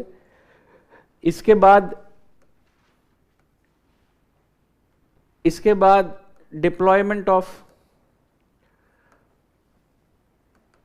Around 50,000 additional troops. ये रीइंफोर्समेंट हमने बॉर्डर पे किया, एलएसी पे किया, राइट. 50,000 एडिशनल ट्रूप्स बॉर्डर पे भेजे क्योंकि चाइना के भी बहुत ज़्यादा नंबर में आए हुए थे. अब ये तीसरी ठंड है वहाँ पे, तो ये हमने रिस्पॉन्स किया. उसके बाद बीच में capturing heights in the Kailash range. All right, ये भी हमने किया. Our forces went and captured some areas where there was no presence earlier. So on height in Kailash range we captured it. Militarily height is advantageous, but generally this is done when there is a possibility of give and take. All right, ये पहले आप यहाँ से जाओ फिर हम यहाँ से जाएंगे, so on so forth. तो इस तरह से जो मिलिट्री का काम है वो मिलिट्री ने किया, मिलिट्री कर रही है, and it should be left to the military, right. अब इकोनॉमिक रिस्पॉन्स भी हम देख रहे हैं क्योंकि the situation more than border became further strategic and serious because of the loss of life of soldiers. So all responses are seen. So यहाँ पे हमने देखा कि what India did was banning of Chinese apps. All right, banning of Chinese apps. पहले 51 apps ban किए, including your favorite PUBG और TikTok, है ना. एक ऑप्शन कम कर दिया टाइम वेस्ट करने का, तो ये किया. उसके बाद फिर इसी के डुप्लीकेट और 54 ऐप्स बाद में बैन किए, तो टोटल 100 से ऊपर ऐप बैन किए, चाइनीज ऐप्स. सिंबॉलिक, बहुत कोई यहाँ पे बहुत बड़ा और कदम था नहीं, राइट. फिर हमने क्या किया, changes in FDI norm for countries, changes in FDI norm for countries sharing borders with India. ऐसा हमने किया, right. So of course it is not about Bangladesh's FDI. So जो 100% FDI कुछ सेक्टर्स में डायरेक्ट FDI था, direct route से, so we now have made it mandatory that not from the direct route but it would come through the government approval route. All right, तो government decide करेगी अब इन cases में. तो ये FDI norm change किया. फिर for example Chinese companies were banned from participating in construction of highways in India, right. Chinese companies were band from participating in construction of highways in India by the Surface Transport Ministry, Highways Ministry. All right, तो ये एक कदम हमने उठाया. तो कुछ economic कदम भी हमको दिख रहा है कि ये भी इस कॉन्टेक्स्ट में उठाए गए कदम हैं. And we also decided to work on, right, यहां मैं लिख देता हूं, work on decoupling from Chinese economy. All right, decoupling in the sense we have a large trade deficit. How can we reduce trade, and then more importantly, how can we reduce trade deficit? So that is something that is a long term picture that we looked at. Yeah? Many people said कि अब Chinese नहीं खरीदेंगे, ऐसा हुआ क्या? नहीं हो सकता, because China is a major low cost manufacturer. ठीक है, तो घर की अगरबत्ती से लेके जो भी ज़रूरत का सामान है, देवी देवताओं की मूर्ति छोटी छोटी जो आप लगाते हो, दिवाली की लाइट लगाते हो, सब चाइना से आता है. फर्नीचर चाइना से आता है. हमारे businessman over invoicing under invoicing भी करते हैं चाइना के बिजनेस में. तो ये इकोनॉमी एक अलग चीज़ है. ठीक है, पर यह भी फैसला किया गया कि अब इसको कम करेंगे. 2020 में तो ज़्यादा वो सेंटिमेंट थे. तो ये हम कह सकते हैं मोर और लेस इंडिया ने ये कदम उठाए हैं. इसके अलावा और क्या कदम उठाए हैं? Right, progress on border infrastructure. Right, so we have been working on border infrastructure, various roads. You will see, if थोड़ा ध्यान देना शुरू करो तो various roads are now being inaugurated. तो ये सारी चीजें, ठीक है, तो ये काम है. अब इसके अलावा हमको और क्या करने की जरूरत है आगे जाते हुए? सो हम जनरली एक शब्द सीख लेते हैं जिसको कहते हैं balancing. Whenever somebody becomes strong to threaten your interest, what you would do is you try to balance them. Balancing कैसे करोगे? Either it would be internal balancing, or it would be external balancing, or it would be both. Internal balancing का मतलब खुद gym जाओ, healthy खाना खाओ, ताकतवर बनो, get your own super powers, save the world. और external balancing मतलब make powerful friends. All right, so that is basically what you can't say that India does not need any of these two, right? India needs both. So first of all, we need to continue to work on creating parity in broader infrastructure with China. That's non-negotiable, right? So जो हो रहा है उसको और तेजी से आगे बढ़ाने की जरूरत है. बॉर्डर इंफ्रास्ट्रक्चर पे फोकस करने की बात है. आगे जाते हुए क्या करना चाहिए? Focus on border infrastructure. All right. दूसरा, of course, since one major part of the response is military, because the issue is military, so we should work for military modernization. That's why you will see we are talking about theaterization of command, right? तो ये China, ये सारी militaries कर रही हैं दुनिया भर में, right? So military modernization is something that we need to do, and an important part of that has to be defense indigenization. All right, meaning you cannot become a great power, you cannot defend your interests sustainably if you are dependent on the import of defense equipments, defense system. तो ये एक पहलू हो गया आपका, ये करने की जरूरत है स्ट्रेटेजिकली आपको. Internal balancing. All right, stable economic growth, internal balancing, and addressing trade deficit with China. Again, internal balancing. You become stronger yourself economically, because अगर आज भी फैसला करो चाइना को बेचना है, क्या बेचोगे?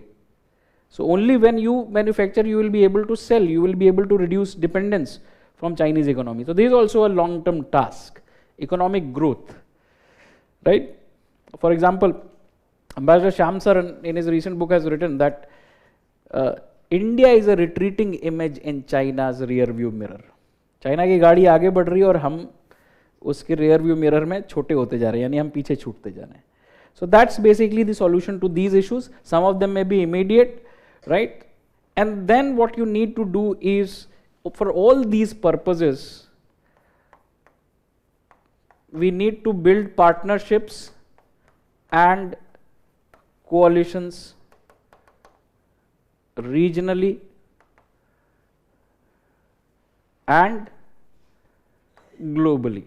We don't use in India or in the context of India's foreign policy the term alliance or ally. This is not India's choice.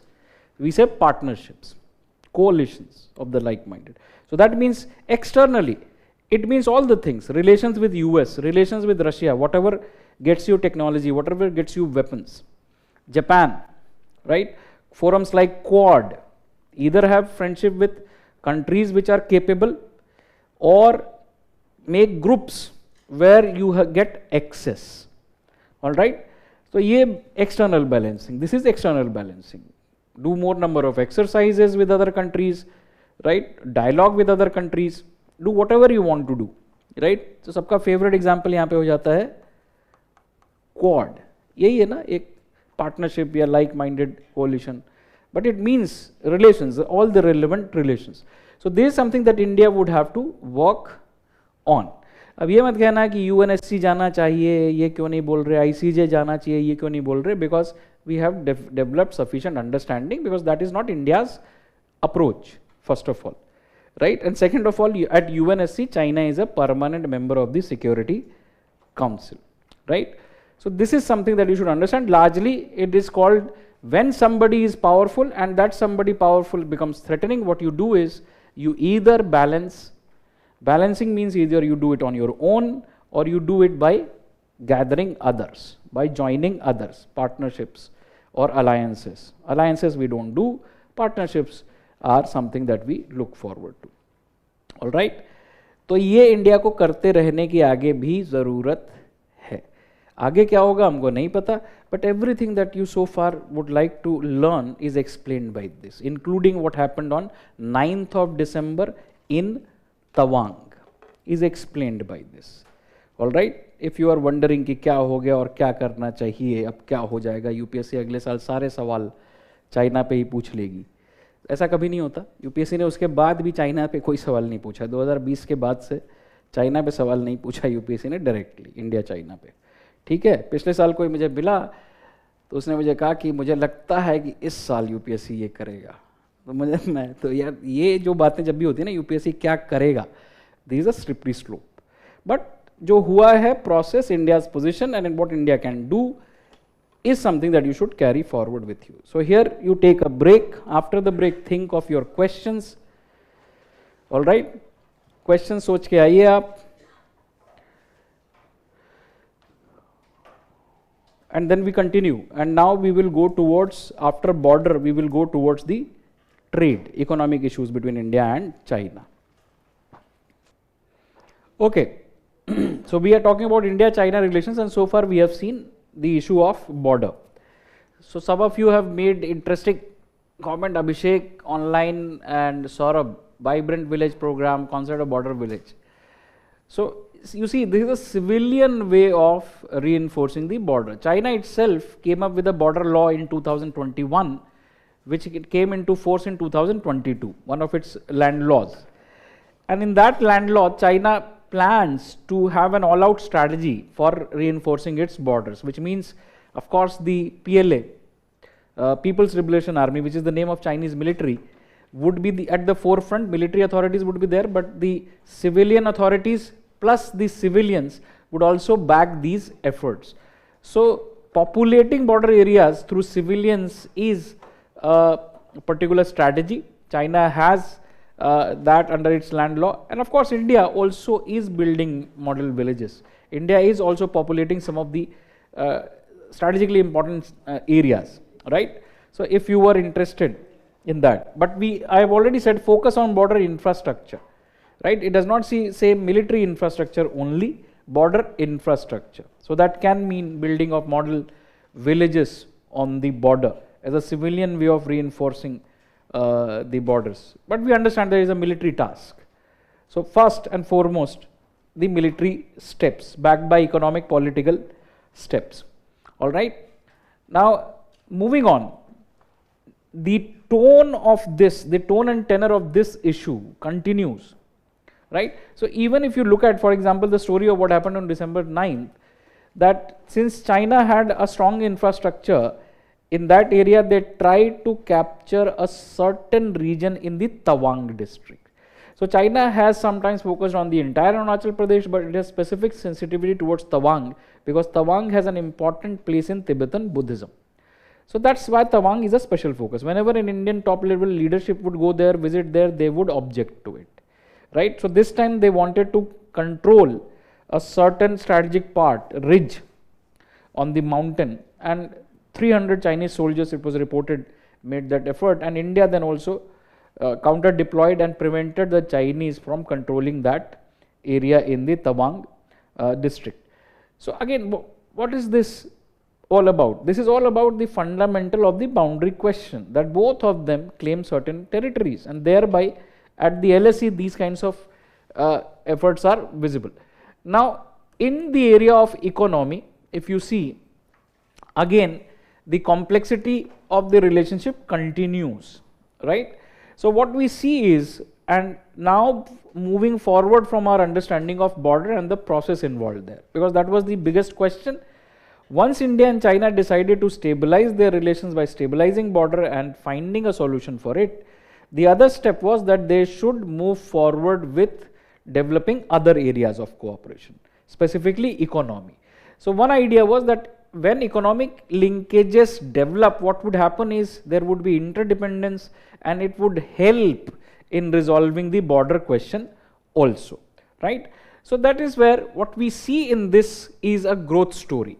So in 2001, China joins the WTO, all right? So China joins WTO in 2001. Before that, it was not a member of WTO. So that means this is another step of opening up of Chinese economy. Now, the world economy has benefited from, by and large it is understood, has benefited from the trade under WTO rules, all right? Trade has increased, and China as a trading and exporter economy took advantage of this liberalized system. China has benefited from this system, all right? So in 2001, in the same year, India-China trade was around 3 billion, all right, 3.8 billion US dollars. This trade by 2010 had crossed 50 billion US dollars, all right, crossed 50 billion US dollars in 2010, and then it crossed 100 billion US dollars in 2021. And if the pace continues, the trade already in this year is more than 100 billion, all right, in 2022. The year for us is not complete. Chinese release data January to December, we release data April to March, all right. So even this year, the trade already is above 100 billion US dollars, all right, 100 billion US dollars of trade, right. So this is something that you will see, that India-China trade has expanded rapidly in the 21st century. So that's good. Expansion of trade is a good thing, it should happen, right. So 2021, for example, India-China trade was 115 billion US dollars, all right, 115 billion US dollars of trade, ठीक है. We may go 150 billion US dollars or so this year, ऐसा हो सकता है. 2020 में जो 2018 में जो ट्रेड था, अगर हम पैटर्न भी देखें, so that was also around 89 billion US dollars, all right. So this has been the trend. There is a continuous growth in this trade relation. Of course, COVID year there was a shrinking in trade, but if we see that the trade deficit between India and China in 2020, for example, it was around 43 billion US dollars. So for the much of this last decade, 2010 to 2020, specifically up 2015 onwards, what we see is trade deficit has remained close to or above 50 billion US dollars. All right, close to or above 50 billion US dollars of trade deficit. 2021, the trade deficit, for example, is around 73 billion US dollars. 73 billion US dollars of trade deficit in 2021, right? The last full year for which Indian data is available. Chinese data in the same year was 125 billion US dollars of trade. All right, but from that data, the trade deficit would go towards 90 billion US dollars. All right, so if you see whatever number you are using, the pattern is very clear. One, there has been a growth in India-China trade. Two, simultaneously there has been a growth in trade deficit for India in its trade with China. So that's clearly identification of pattern, identification of the issue, right? That there is persistent trade deficit. So this is there. Now what you see is this trade deficit in itself an issue, but trade deficit along with continuing border standoff is a strategic issue. All right, it acquires a strategic character. In any case, such a large trade itself has a strategic character, but when border disputes continue, hopes of stability in relations are not there. The trade deficit is seen from that prism. Trade deficit persistent and has acquired strategic undertones, especially since 2020, the LSE clashes. ये तो एक अपना issue है, इसको address करना. इसके अलावा what we see is market access issues. All right, that India pointed out earlier also, that in Chinese market some of our goods like agricultural goods or seafood or pharmaceutical or services face market barriers or market access issues. So this was India's concern even before. This is India's concern even now. So this needed to be addressed. All right. And then what you would see is there is a concern in terms of domestic manufacturing, because even if you are trading globally, you will see who your competitors were. So if cheap imports from China continue to fulfill the demand in the domestic market, how will the domestic industry develop? Right? So it's a constraint on the development of domestic manufacturing as well, right? Because your products would have to compete with cheap goods which are coming from China, because China developed economy of scale, those capabilities to produce. एक रात में नहीं होता. आपको लगता होगा एक रात में हो जाता है. टैलेंट नाम की कोई चीज होती है. Talent in this examination is trumped by hard work and luck 9 out of 10 times. All right. So objective जो चीज़ें हैं, टैलेंट जैसी चीज़ आप नाप नहीं सकते. तो टैलेंटेड आपको फील होता होगा, लेकिन काम भी कर लो.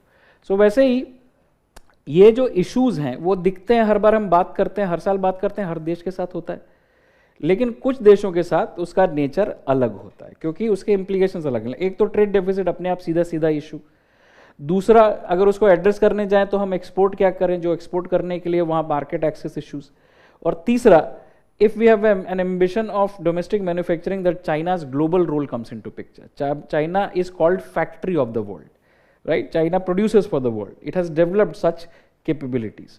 So this is basically something that we understand largely as continuing issues.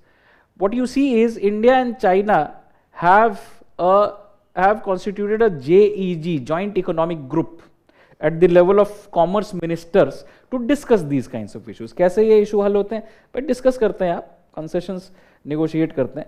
So there is a mechanism called Joint Economic Group, all right, Joint Economic Group, which is basically a body of commerce ministers. So they discuss these issues were discussed. Sometimes we will see our agricultural exports have gone up, all right.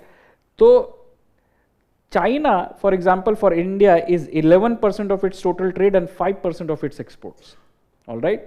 जो हमारा total trade है China के साथ, वो हमारे total trade का कितना है, around 11%, and our exports to China is 5% of our total exports, right. तो ये प्रॉब्लम्स डिस्कस होती हैं, आगे कंसेशन मिलता है. फिर आइडिया आया एक कि high level trade and economic dialogue, all right, high level trade and economic dialogue launch करेंगे दोनों साइड. ये आइडिया आया था 2019 में, बट ये अभी हुआ नहीं है ना. ये फाइनेंस मिनिस्टर के लेवल पे एक और डायलॉग होना था जिसका नाम था high level trade and economic dialogue. Propose हुआ 2019 में, अभी तक हो नहीं पाया क्योंकि 2019 के बाद हालात बदल गए, right. The situation changed. So thereby what we see as these larger issues, we can think of them as economic issues between India and China. What is India's economic concern vis-a-vis China? And all of them, the reasons then are very clear, all right. First of all, relative gap in manufacturing, all right. It's a no-brainer, you have to acknowledge it, that there is a relative gap, vast gap in manufacturing between India and China, all right. So that gap is not going to be fulfilled in a second, in 2 week, 5 week, 1 year, 2 year, 3 year, 4 year, right. So that is there, relative gap in manufacturing, relative gap in related relevant industrial infrastructure, all right.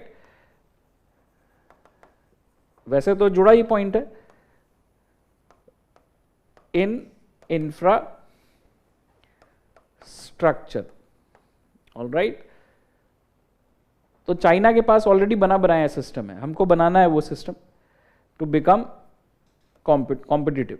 Now if you see break down the basket, तो ये इससे flow करते हुए nature क्या है,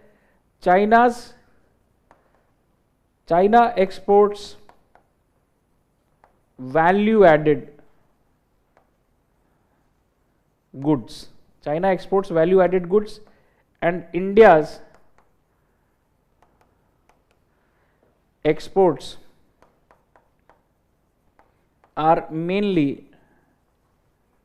raw materials, agricultural commodity, seafood, all right, and chemicals, right, metals and chemicals. ये हम export करते हैं चाइना को. चाइना से हम मंगाते क्या है, value added goods. Value added goods और प्राइमरी गुड्स और रॉ मटेरियल के कॉस्ट में, के प्राइस में हमेशा अंतर होगा.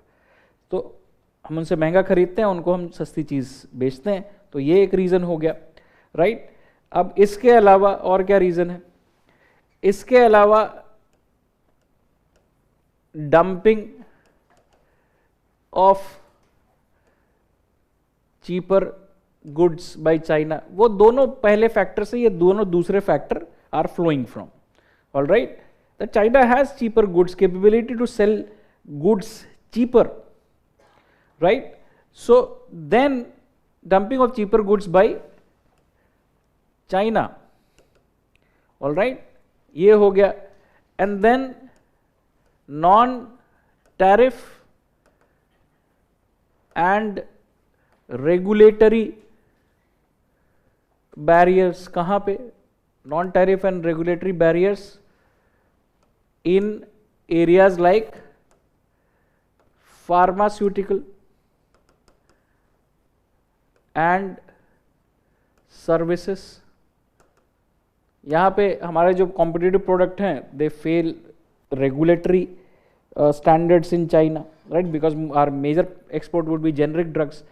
Now generic drugs, their standards vary from place to place, right. Brand name का बिकना आसान है, जेनरिक ड्रग्स को जाने के लिए बहुत टेक्निकल क्वालिफिकेशन से गुजरना पड़ेगा. तो nobody says that we will not buy from you. They will say that, you know, it is not up to our standards, right. Similarly, China used to import meat, buffalo meat, buff meat from India. India is one of the largest exporter of buff meat, beef also. So China stopped buying from India, citing the disease which at that point in time had spread in the cattle population. All right. तो ये regulatory non tariff barriers होते हैं जिससे आपको market access करने में difficulty हो. तो ये आपके मेजर इश्यूज चाइना के साथ हो गए. इश्यूज कैसे दिखते हैं या इश्यूज के कारण क्या है. अब हमको ढूंढना है solution. What are the solutions. So solutions are not very simple. One, क्या इंडिया ने किया है वो हम जान सकते हैं. तो ऑब्वियस ही बात है, पहली चीज तो discussing these issues bilaterally would make sense. In the normal times discussing these issues bilaterally, where at forums like joint economic group, जहां पे बात होती है. या going forward, if normal circumstances are there, formation of newer mechanisms like high level trade and economic dialogue. Right. पर इसके अलावा India ने for example has imposed anti-dumping duties and countervailing measures to do what? To of course protect our domestic market, but also in a way address one of the reasons of trade deficit with China. For example, India imposed anti-dumping duty on the import of steel from China. All right. Sometimes steel from China is selling cheaper than domestic prices in China in India. So that is a clear case of dumping, right? Anti-dumping duty is imposed when a country wants to prevent injury to its domestic market. Why?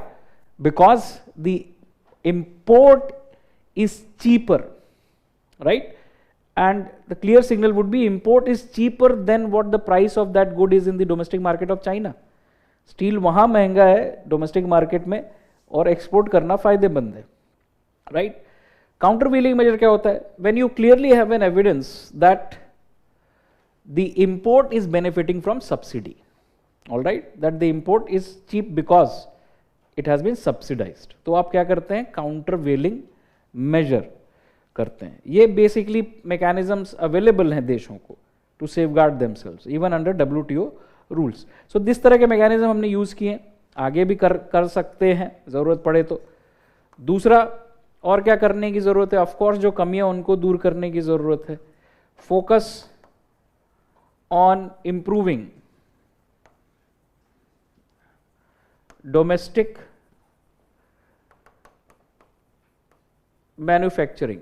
So of course grand scale पे भी manufacturing is pretty successful, but if you can also think that MSMEs, cheaper goods, एक तरह से हम cheap बना सकते हैं. China जो बना रहा है उसको कि इंटरमीडिएट गुड्स में लार्जर इंडस्ट्री खड़ी करे.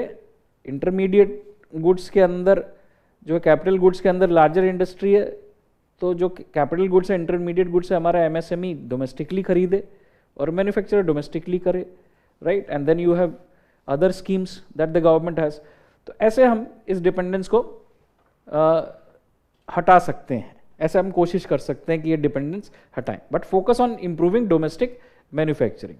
Right. Third important step in this particular context would be reducing non-essential imports.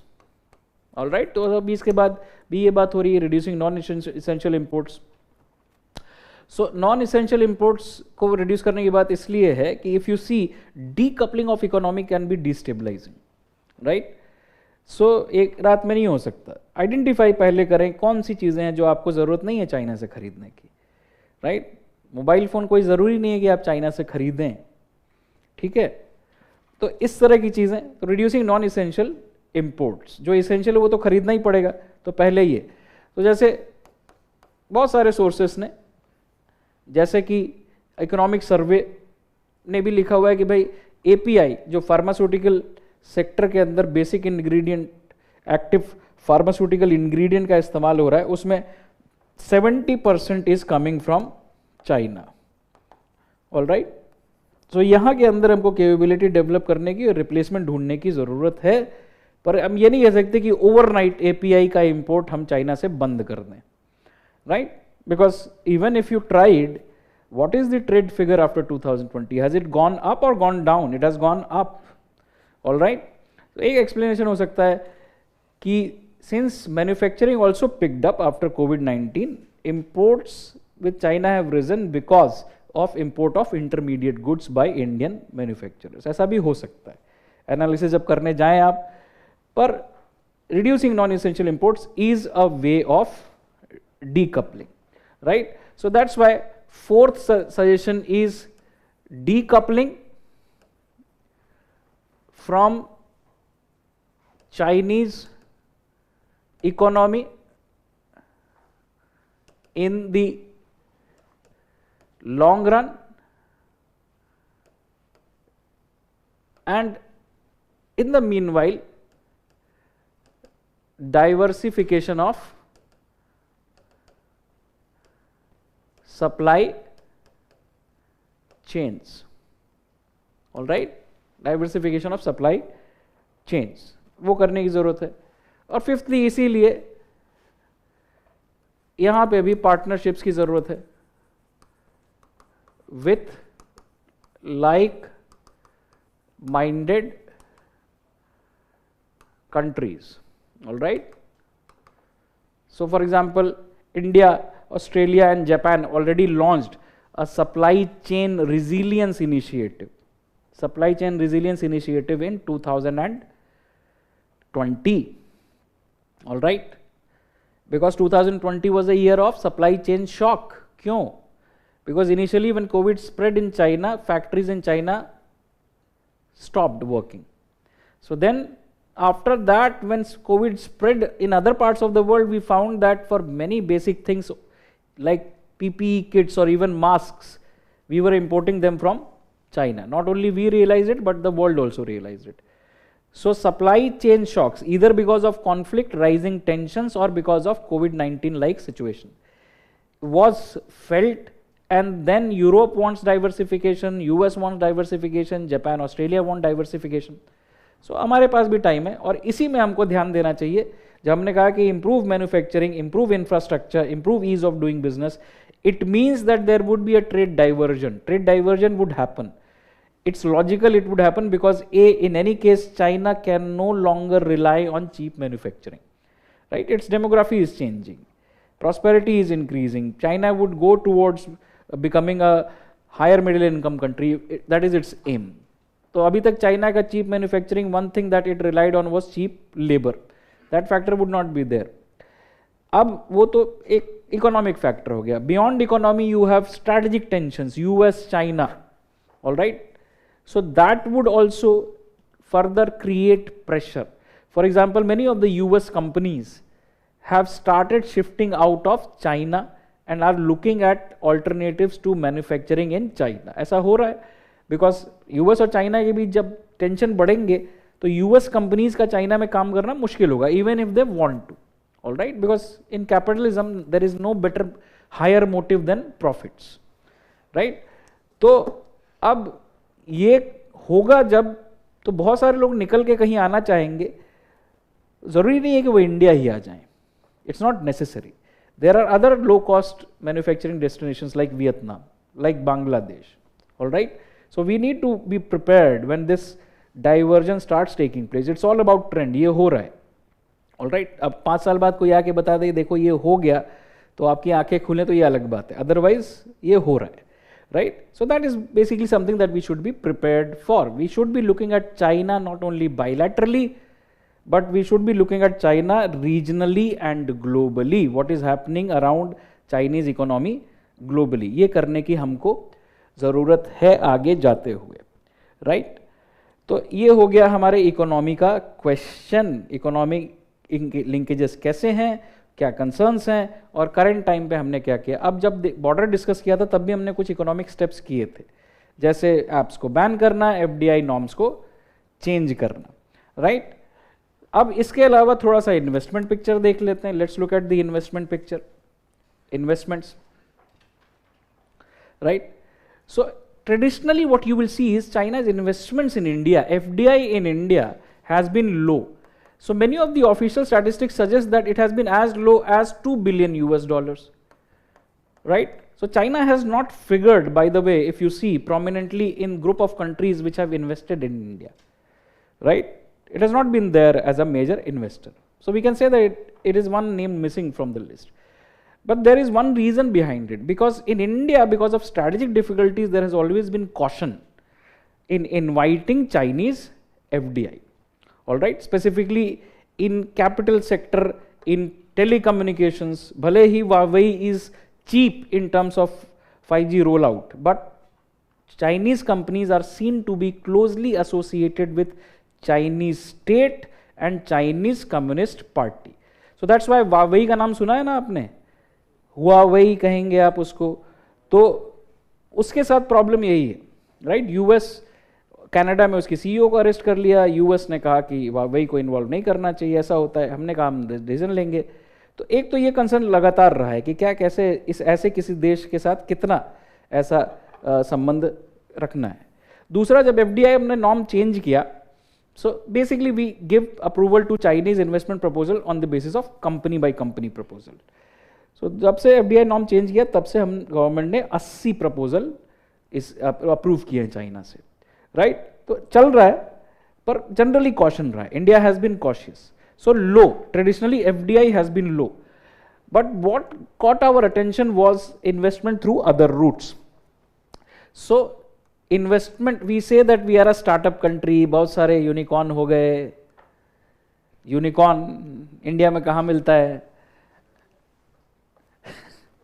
तो मुझे तो समझ में नहीं आता कि यूनिकॉर्न की वैल्यू क्या है, यूनिकॉर्न का मतलब क्या होता है? $1 बिलियन स्टार्टअप, $1 बिलियन गए कहाँ, क्या बना, कहाँ गया, सर्विसेज में ज़्यादा क्यों है, हर कोई पढ़ाना ही क्यों चाहता है, राइट? कोई एक चम्मच भी तो बना दो, प्रोडक्ट में क्यों नहीं है स्टार्टअप बहुत ज़्यादा? खैर, तो then we see that startup ecosystem in India has picked up, so has Chinese investments, right?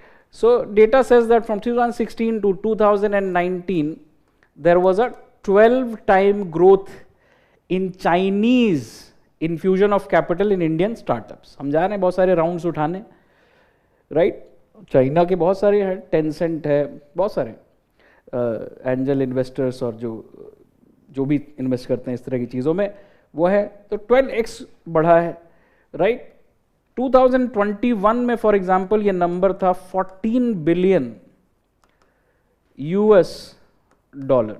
Alright? $14 billion हमारे स्टार्टअप्स ने उठाया. कहाँ कहाँ है ये पैसा?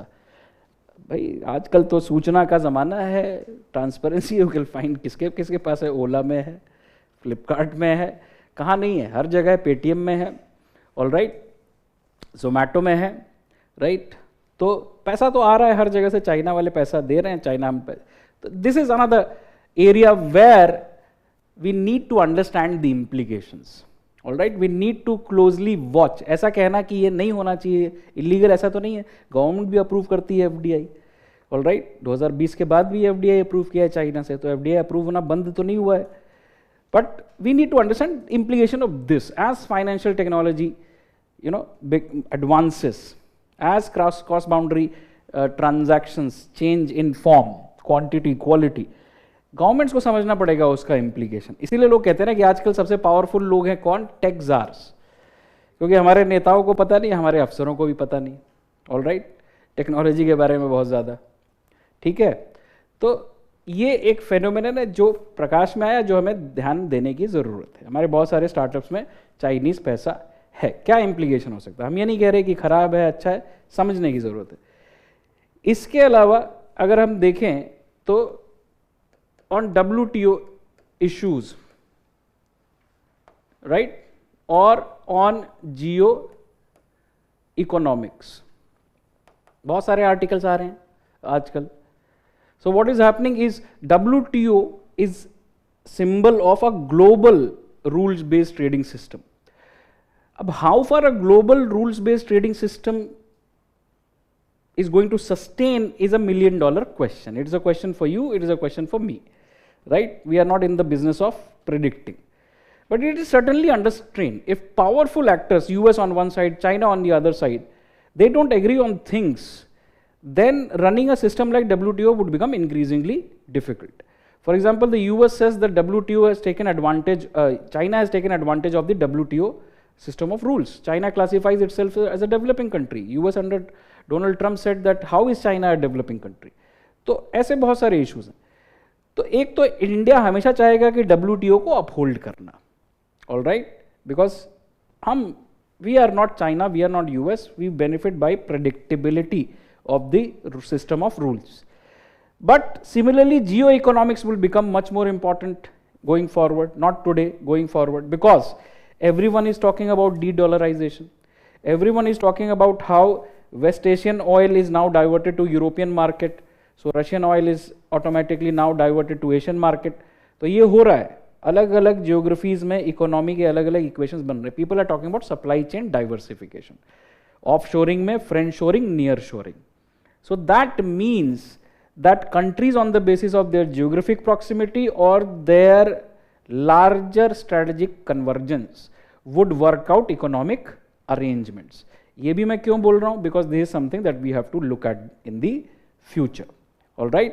So again, when you are looking at issues with China, there is a bilateral aspect, but there is also a global and regional aspect to it, right? Which we need to think. And if you are reading Hindu, you may have gathered data like this, that from 2001 onwards, from 2001 to 2021, let's say, India's overall trade deficit with China has crossed $1 trillion US dollars. It's a baffling number. I don't know how many zeros are there in a trillion, but I think it's a very high number. I myself am circumspect. I would like to understand it better, but certainly published in the Hindu. And Anant Krishnan, who writes on China there, had written a few months back in the Hindu stating that $1 trillion US dollars of trade deficit in total 2001 onwards. So we need to think about this relation, right? और कोई एक सीधा रास्ता नहीं है. So now if you have any questions, you are more than welcome to raise those questions. बीच में किसी ने सर बोला था, but I would tend to stop less and less if we have to complete in time. ठीक है, अगर आपके पास कोई क्वेश्चन है तो. You have any question on what we have done so far? कुछ पढ़ा है आपने, वहाँ से क्वेश्चन है. कुछ हमने बात की है जो समझ में नहीं आया, वहाँ से क्वेश्चन है. Are there any questions?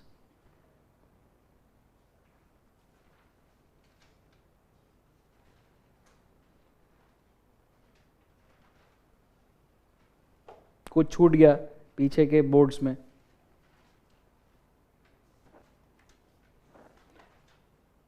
चलिए, हाँ सवाल है, पूछ लो.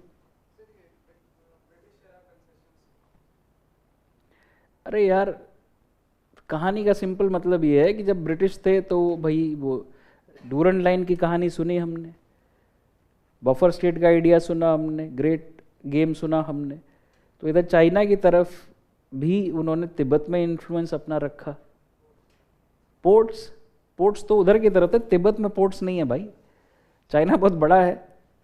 तिब्बत के अंदर ट्रेडिंग पोस्ट, ऐसे डिप्लोमेटिक पोस्ट, कम्युनिकेशन पोस्ट ऐसे मेंटेन किए उन्होंने, है ना. किताब लिखने नहीं जा रहे हो ना, केवल एग्जाम ही लिखना है ना.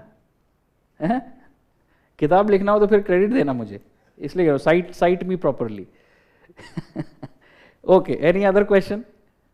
चलो आगे चलते हैं. तो आगे देखिए होता है क्या. But I hope that if you are in the class you will learn at least one thing. अखबार पढ़ना, अपने पे भरोसा करना, right?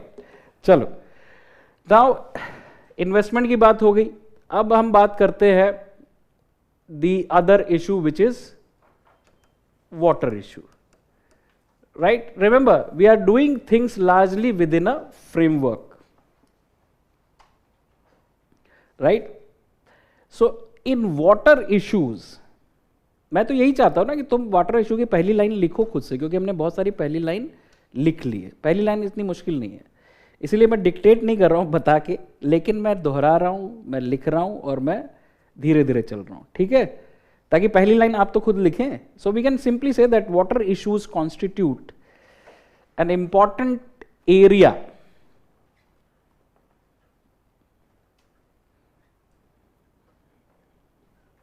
in India-China relations, an important area in India-China relations.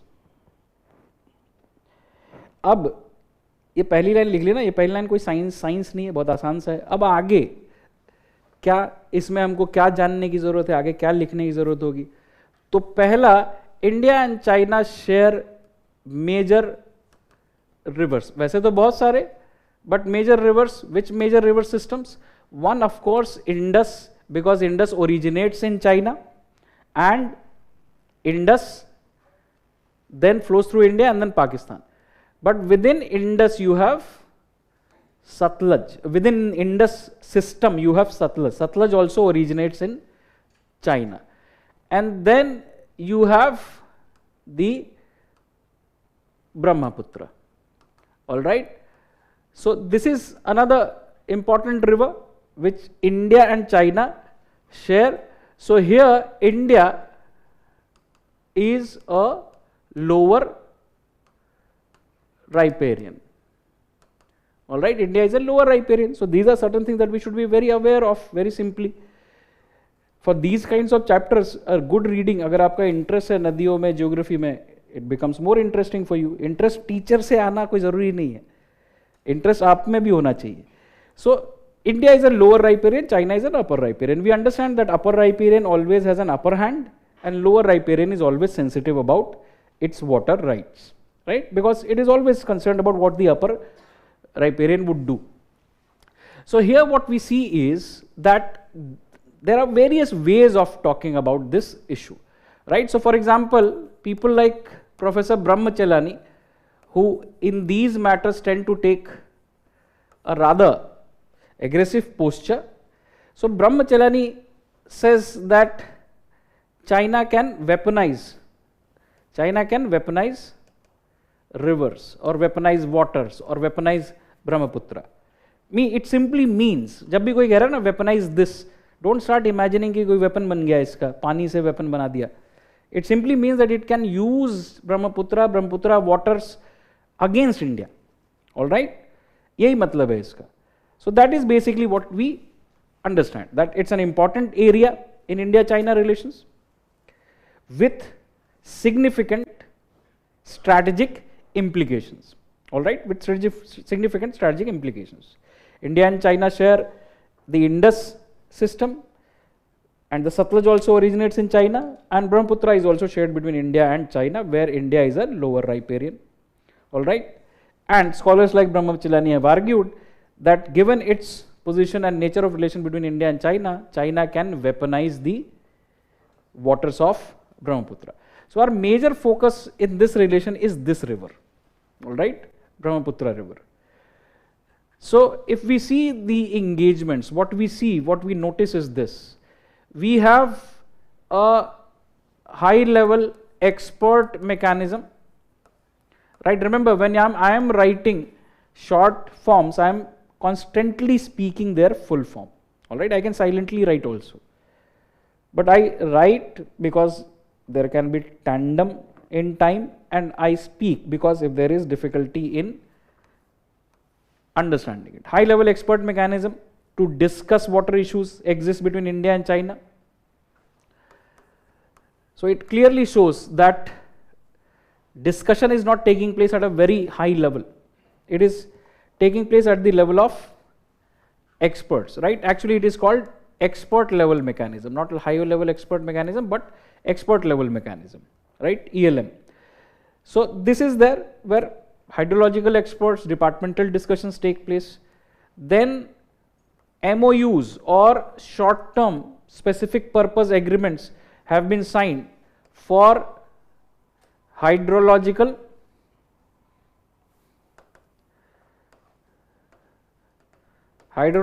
data sharing on Brahmaputra and Satluj have been signed in the past. All right. So this is another form of cooperation that exists on water issues between India and China, that there are MOUs, limited time period, limited purpose agreements for sharing of hydrological data, pani ka data, right, between India and China on Brahmaputra and Satluj. They have been also signed in the past. They have to be renewed from time to time, right? So when we see this, what we find is that engagement or arrangements in water issues between India and China are not satisfactory. Certainly not satisfactory. You have a JEM, for example, in economy. You have a special mechanism for border, but you don't have a high level ministerial dialogue on water. You have an expert level dialogue, and you don't have any major agreements. You only have limited agreements. All right. So this hydrological data sharing is limited to data sharing of monsoon period. All right, data sharing of the monsoon period ये है, ठीक है. तो अब इसमें हमको देखना है, पहले तो कोऑपरेशन देख लिया हमने, फिर बेसिक फैक्ट्स थोड़े से देख लिया. Simply you can go back and check your geography class 11th chapter called drainage system, है ना, अगर रिवर के बारे में और जानना है आपको. यूपीएससी ने जैसे क्वेश्चन पूछा था सिंटेक्सियल बेंड के ऊपर ब्रह्मपुत्रा के, कहां मुड़ती है ब्रह्मपुत्रा? अरुणाचल प्रदेश में मुड़ती है. नामचा बरवा सुना है आपने? तो वहां पे सिंटेक्सियल बेंड बनता है, डीप गॉर्जियस हाई माउंटेन्स, वहां से ब्रह्मपुत्रा बह रही और इंडिया की तरफ आ जाती है अचानक से, राइट. तो ये जो आप देखें तो यहां पे इश्यूज क्या है, issues of which we should be cognizant, right? So issues are very clear. First of all, there is a lack of a comprehensive river water agreement. ये तो है clearly, lack of a comprehensive river water agreement नहीं है. कैसा? Like, do we know of any such agreement? The Indus Water Treaty, which if not anything, at least creates rights and obligation, a legal framework of rights and obligations जिसके अंदर आप बात करते रह सकते हैं, है ना, वो नहीं है. दूसरा, limited nature of existing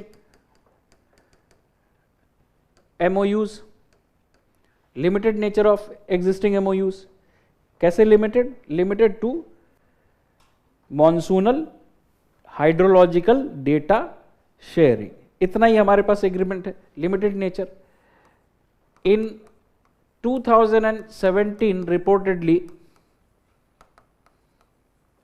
China did not share the hydrological data. China ने हाइड्रोलॉजिकल डेटा नहीं शेयर किया 2017 में. तो एग्रीमेंट होने के बाद भी उनका implementation may be an issue here, right.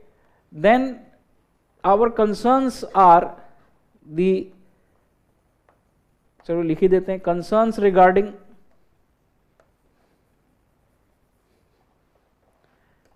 Upstream activities like dam building,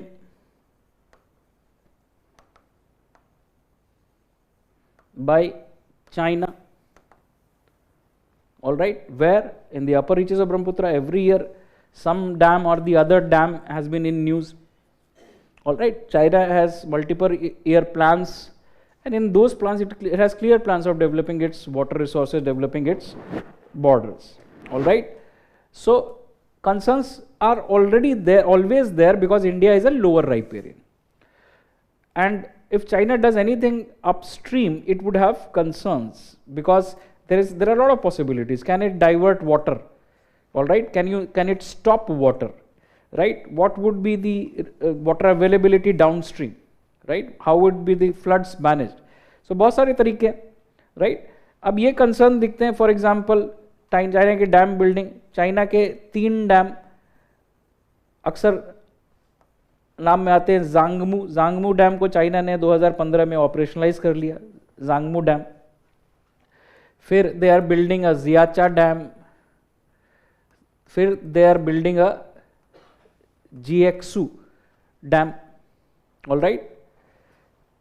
So this is there, the news is there. When you ask China, China would say that these rivers, these dams are not going to affect the downstream countries negatively, but these are there. फिर we see that change in color of Brahmaputra को अरुणाचल में क्या कहते हैं? क्या कहते हैं? दियांग कहते हैं, पक्का मान लें? बहुत सारे नाम हैं, बहुत सारी स्ट्रीम्स हैं. जब फाइनली आसाम की तरफ बढ़ती है तो एक जगह है जहां से उसको ब्रह्मपुत्रा कहना शुरू कर देते हैं, वो आपको ढूंढना है. All right. तो ब्रह्मपुत्रा की जो दियांग स्ट्रीम है अरुणाचल में, उसका कलर चेंज हो गया 2017 में. Colour change of the Diyang stream. All right. Diyang stream का कलर चेंज हुआ. अब किसी भी कारण से हो सकता है, there may be landslide because of natural reasons, there may also be possibility of debris being put there. तो वहाँ लोकली काफ़ी चर्चा के बाद बन गई है. तो ये भी जब होता है तो ये भी एक कंसर्न की चीज़ है कि ऐसा कैसे हो रहा है, change in the colour of the Diyang stream. And then there are always reports on China diverting waters. So China reports on China building a 1,000 kilometer long canal or channel to divert water from Tibet to Xinjiang. इस तरह की reports आती रहती है. अब ना तो हम कंफर्म कर सकते हैं और ना ही यहाँ पे आके मैं ऐसे टेबल पीटते हुए बोल सकता हूँ कि तहलका हो जाएगा, ऐसा हो जाएगा, वैसा हो जाएगा. But we know that this is part of the pattern. All right. We know, we have to know this because China is important. जिसको भी जानना है उसको पता है. आपको नहीं पता है तो वेलकम टू द न्यूज़. अब आपने सीखा है तो थोड़ा सीखते रहिए थोड़े दिन और. फॉरेन पॉलिसी बनाना शुरू अभी करने की ज़रूरत नहीं है. All right. जिनको जानना उनको पता है, आपको बस जानते रहने की ज़रूरत है. तो ये चीज़ें हैं, ये मतलब है, ये हमारा कंसर्न है भाई कि ये पॉसिबिलिटीज़ हैं, क्या होना चाहिए क्या नहीं होना चाहिए. अब इनके बारे में सवाल तमाम पूछे जाते हैं पार्लियामेंट में. सरकार लगातार जवाब देती है. सरकार क्या कहती है? सरकार कहती है कि this is an important issue, India remains engaged with China. All right. ये कहती है सरकार. दूसरा सरकार क्या कहती है? India as a lower riparian has established water user rights which should be respected. क्या है इंडिया का? हम कहते हैं India has as a lower riparian established user rights as a lower riparian. Established user rights as a lower riparian. All right. तो ये सरकार जवाब देती है कि हम ये मानते हैं हमारा established riparian right है, रिस्पेक्ट होना चाहिए उसका, और इसके लिए हम चाइना से इंगेज करते हैं. हमने सुना है चाइना की डैम बिल्डिंग के बारे में, इसके लिए हम चाइना से इंगेज करते हैं. चाइना ने कहा है कि इस डैम का कोई असर नहीं होगा लोअर राइपेरियंस में. राइट. सो कोई भी सोर्स ऑफ नॉलेज जानना चाहो तो जानना मुश्किल नहीं है. अब क्या करना चाहिए? तो हम कह रहे हैं वे फॉरवर्ड. इस जो पूरे इशू हैं उनमें जो चैलेंजिंग पार्ट है उनको कैसे मैनेज करना चाहिए. राइट. अगर नॉर्मल सर्कमस्टांसेस हो हम हमेशा कह सकते हैं upgradation of dialogue. All right. हम हमेशा कह सकते हैं क्या करना चाहिए? Upgradation of dialogue. Upgradation of dialogue अभी क्या है? एक्सपर्ट लेवल मैकेनिज्म है, मिनिस्ट्रियल मैकेनिज्म, डेडिकेटेड मैकेनिज्म कुछ होना चाहिए. और हम क्या कह सकते हैं? निगोशिएटिंग अ, तो नो ब्रेनर होगा. जो प्रॉब्लम आइडेंटिफाई किया उसका solution. Negotiating a comprehensive river waters agreement, मतलब ट्रीटी ही. All right. ये हम अगर कर लें, ठीक है. तीसरा, इंश्योरिंग, फोकस किस पे होना चाहिए? एक नहीं मिलेगा तो दो, दो नहीं मिलेगा तो तीन, कुछ तो मिलना चाहिए ना. Ensuring the implementation of existing agreements. All right. Existing agreements जो जैसे 17 में हमें अगर जानकारी नहीं मिली तो फोकस ये होना चाहिए जो एग्रीमेंट है उनका पालन हो. तो अपने लेवल पे तो हम ये कर सकते हैं, जो भी हम कहते हैं कि हमारे एस्टैब्लिश वाटर यूजर राइट्स हैं.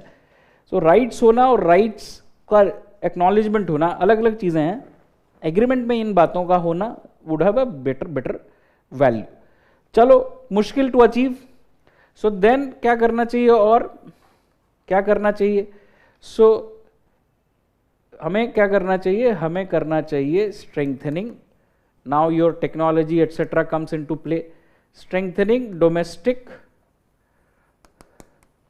मॉनिटरिंग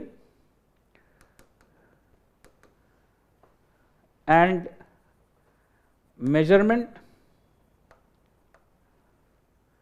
of river basins, ये करना चाहिए। There are various things, there are monitoring stations जगह जगह नदियों पे लगे रहते हैं ना। अभी कहीं भी जाओ किसी वाटर स्ट्रक्चर में, एक आपको बहुत सिंपल सा एक चीज़ दिखता है, डेप्थ की एक पट्टी दिखती है कई जगह पे आपको। तो मॉनिटरिंग डिवाइसेस हैं, मॉनिटरिंग स्टेशंस हैं बहुत सारी जगह पे, जहां आप वॉल्यूम भी नाप रहे हैं, फ्लो भी नाप रहे हैं। वो हो सकता है सैटेलाइट है आपके पास, satellite imagery year on year आपको long term changes in the basin दिखाने में मदद करेगा। चाइना के डैम के आसपास क्या हो रहा है ये दिखाने में मदद करेगा। ऑलराइट, तो ये हम कह रहे हैं कि domestically we need to strengthen our monitoring and measurement system across Brahmaputra. Satellite monitoring और ग्राउंड बेस्ड मॉनिटरिंग, ये दोनों डेटा के साथ बात करेंगे, क्योंकि डेटा जाएगा ना जब आप बात करेंगे, चाइना को अपनी बात समझाएंगे, राइट। तो ये हमको जानने की जरूरत है, चाइना कहता रहे कि नहीं कुछ होगा वो, या हम मान ले कि नहीं कुछ होगा, वो मैटर नहीं करता, हमको एविडेंस होना चाहिए। दूसरा हम कह सकते हैं involving Bangladesh to adopt a regional approach. All right, to adopt a regional approach. ये हमको करना चाहिए। बांग्लादेश पे भी ब्रह्मपुत्र जाती है, केवल इंडिया और चाइना की तो ब्रह्मपुत्र है नहीं। So taking along Bangladesh may have certain advantages. All right, may strengthen the negotiating capability of both sides. Right, so ये solution है, right. This is where we will stop. We have resolved the water issues between India and China. Resolved का मतलब for the purpose of exam. These are very difficult issues. Exam में अगर interview में कोई आपसे पूछे कि इसको रिजॉल्व कैसे करोगे, तो कभी भी अपने को इतने पोजीशन में मत पहुंचाओ कि इसको रिजॉल्व कर दोगे। The idea is what are the different things that you can think of, right. यही मतलब होता है बस यूपीएससी में। Otherwise resolving these issues, if you see, हर साल यूपीएससी देने वाला उन्हीं प्रॉब्लम्स के बारे में वही चीज़ें लिख रहा है, ऐसा होना चाहिए, ऐसा होना चाहिए। So in by nature it is difficult to resolve. ये आपको समझ होनी चाहिए for the necessary humility which would be helpful throughout the examination. तो ये जो पॉइंट है, इस पर एक बात करके मैं अपनी बात खत्म करता हूँ, उसके बाद चलते हैं। हम कह रहे हैं strengthening domestic monitoring and measurement, मतलब क्या है भाई? हर नदी का पानी हमको पता होना चाहिए कि बहाव में कितना अंतर आया है, सीजनैलिटी में कितना अंतर आता है, ईयर ऑन ईयर क्या अंतर है। तो डोमेस्टिक पर्पज के लिए भी करते हैं। सो निगोशिएट करें तो वो भी, आप अगर कोई प्रॉब्लम की बात है तो वो बता सकते हैं एविडेंस के साथ। सो 1962 में when Cuban missile crisis took place, and we have mentioned Cuban Missile Crisis at the beginning. Cuban Missile Crisis was a crisis which emerged when the US discovered that the USSR is trying to deploy nuclear capable missiles on Cuba, on Cuba's land. Now US had a very clear position in Western Hemisphere, it is dominant, and Cuba is close to Florida, close to US coast. So USSR deploying a nuclear missile would have given it strategic advantage because it would have been able to easily attack. Now the mainland America would have come under easier cover of nuclear weapons of the USSR. So the US got to know about it, raised this issue with USSR. Of course USSR would say no, we are not doing it. But US had surveillance planes flying over that region which used to click the photograph. All right, so तभी आपको ना satellite से पता चल जाता है कि construction हुआ 1 महीने पहले तो नहीं था, अभी तो है। तभी बहुत सारे लोगों के लिए मुश्किल होती है कि आप कुछ बोल रहे होते हैं लेकिन सैटेलाइट इमेज में कुछ दिख रहा होता है। So then Kennedy was the president then, he showed the photographs to Nikita Khrushchev who was the USSR the head of the USSR, all right, General Secretary of the Communist Party in Soviet Union. तो evidence की value ये होती है. And after that negotiation started, Khrushchev back tracked, America ने पहले photo दिखाई, फिर America ने कहा कि हम नेवल ब्लॉकेड करेंगे, we will prevent you from coming here.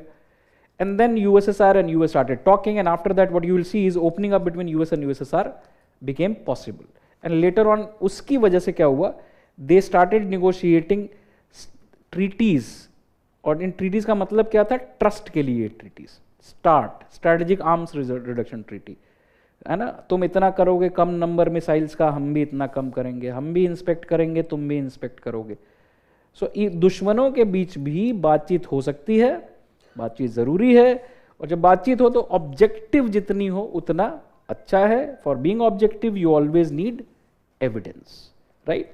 So this is what it would be for today. We will meet again in the next class. China को पूरा करेंगे, इंडियन ओशन जाएंगे. All right, so where are we moving now, towards Indian Ocean. After Indian Ocean we will go to Indo Pacific, starting with South East Asia. ये आप क्रम याद रखिएगा, पढ़ के आइए अपना मटेरियल, राइट, और that is where you can use the class in the best manner. चलिए, थैंक यू.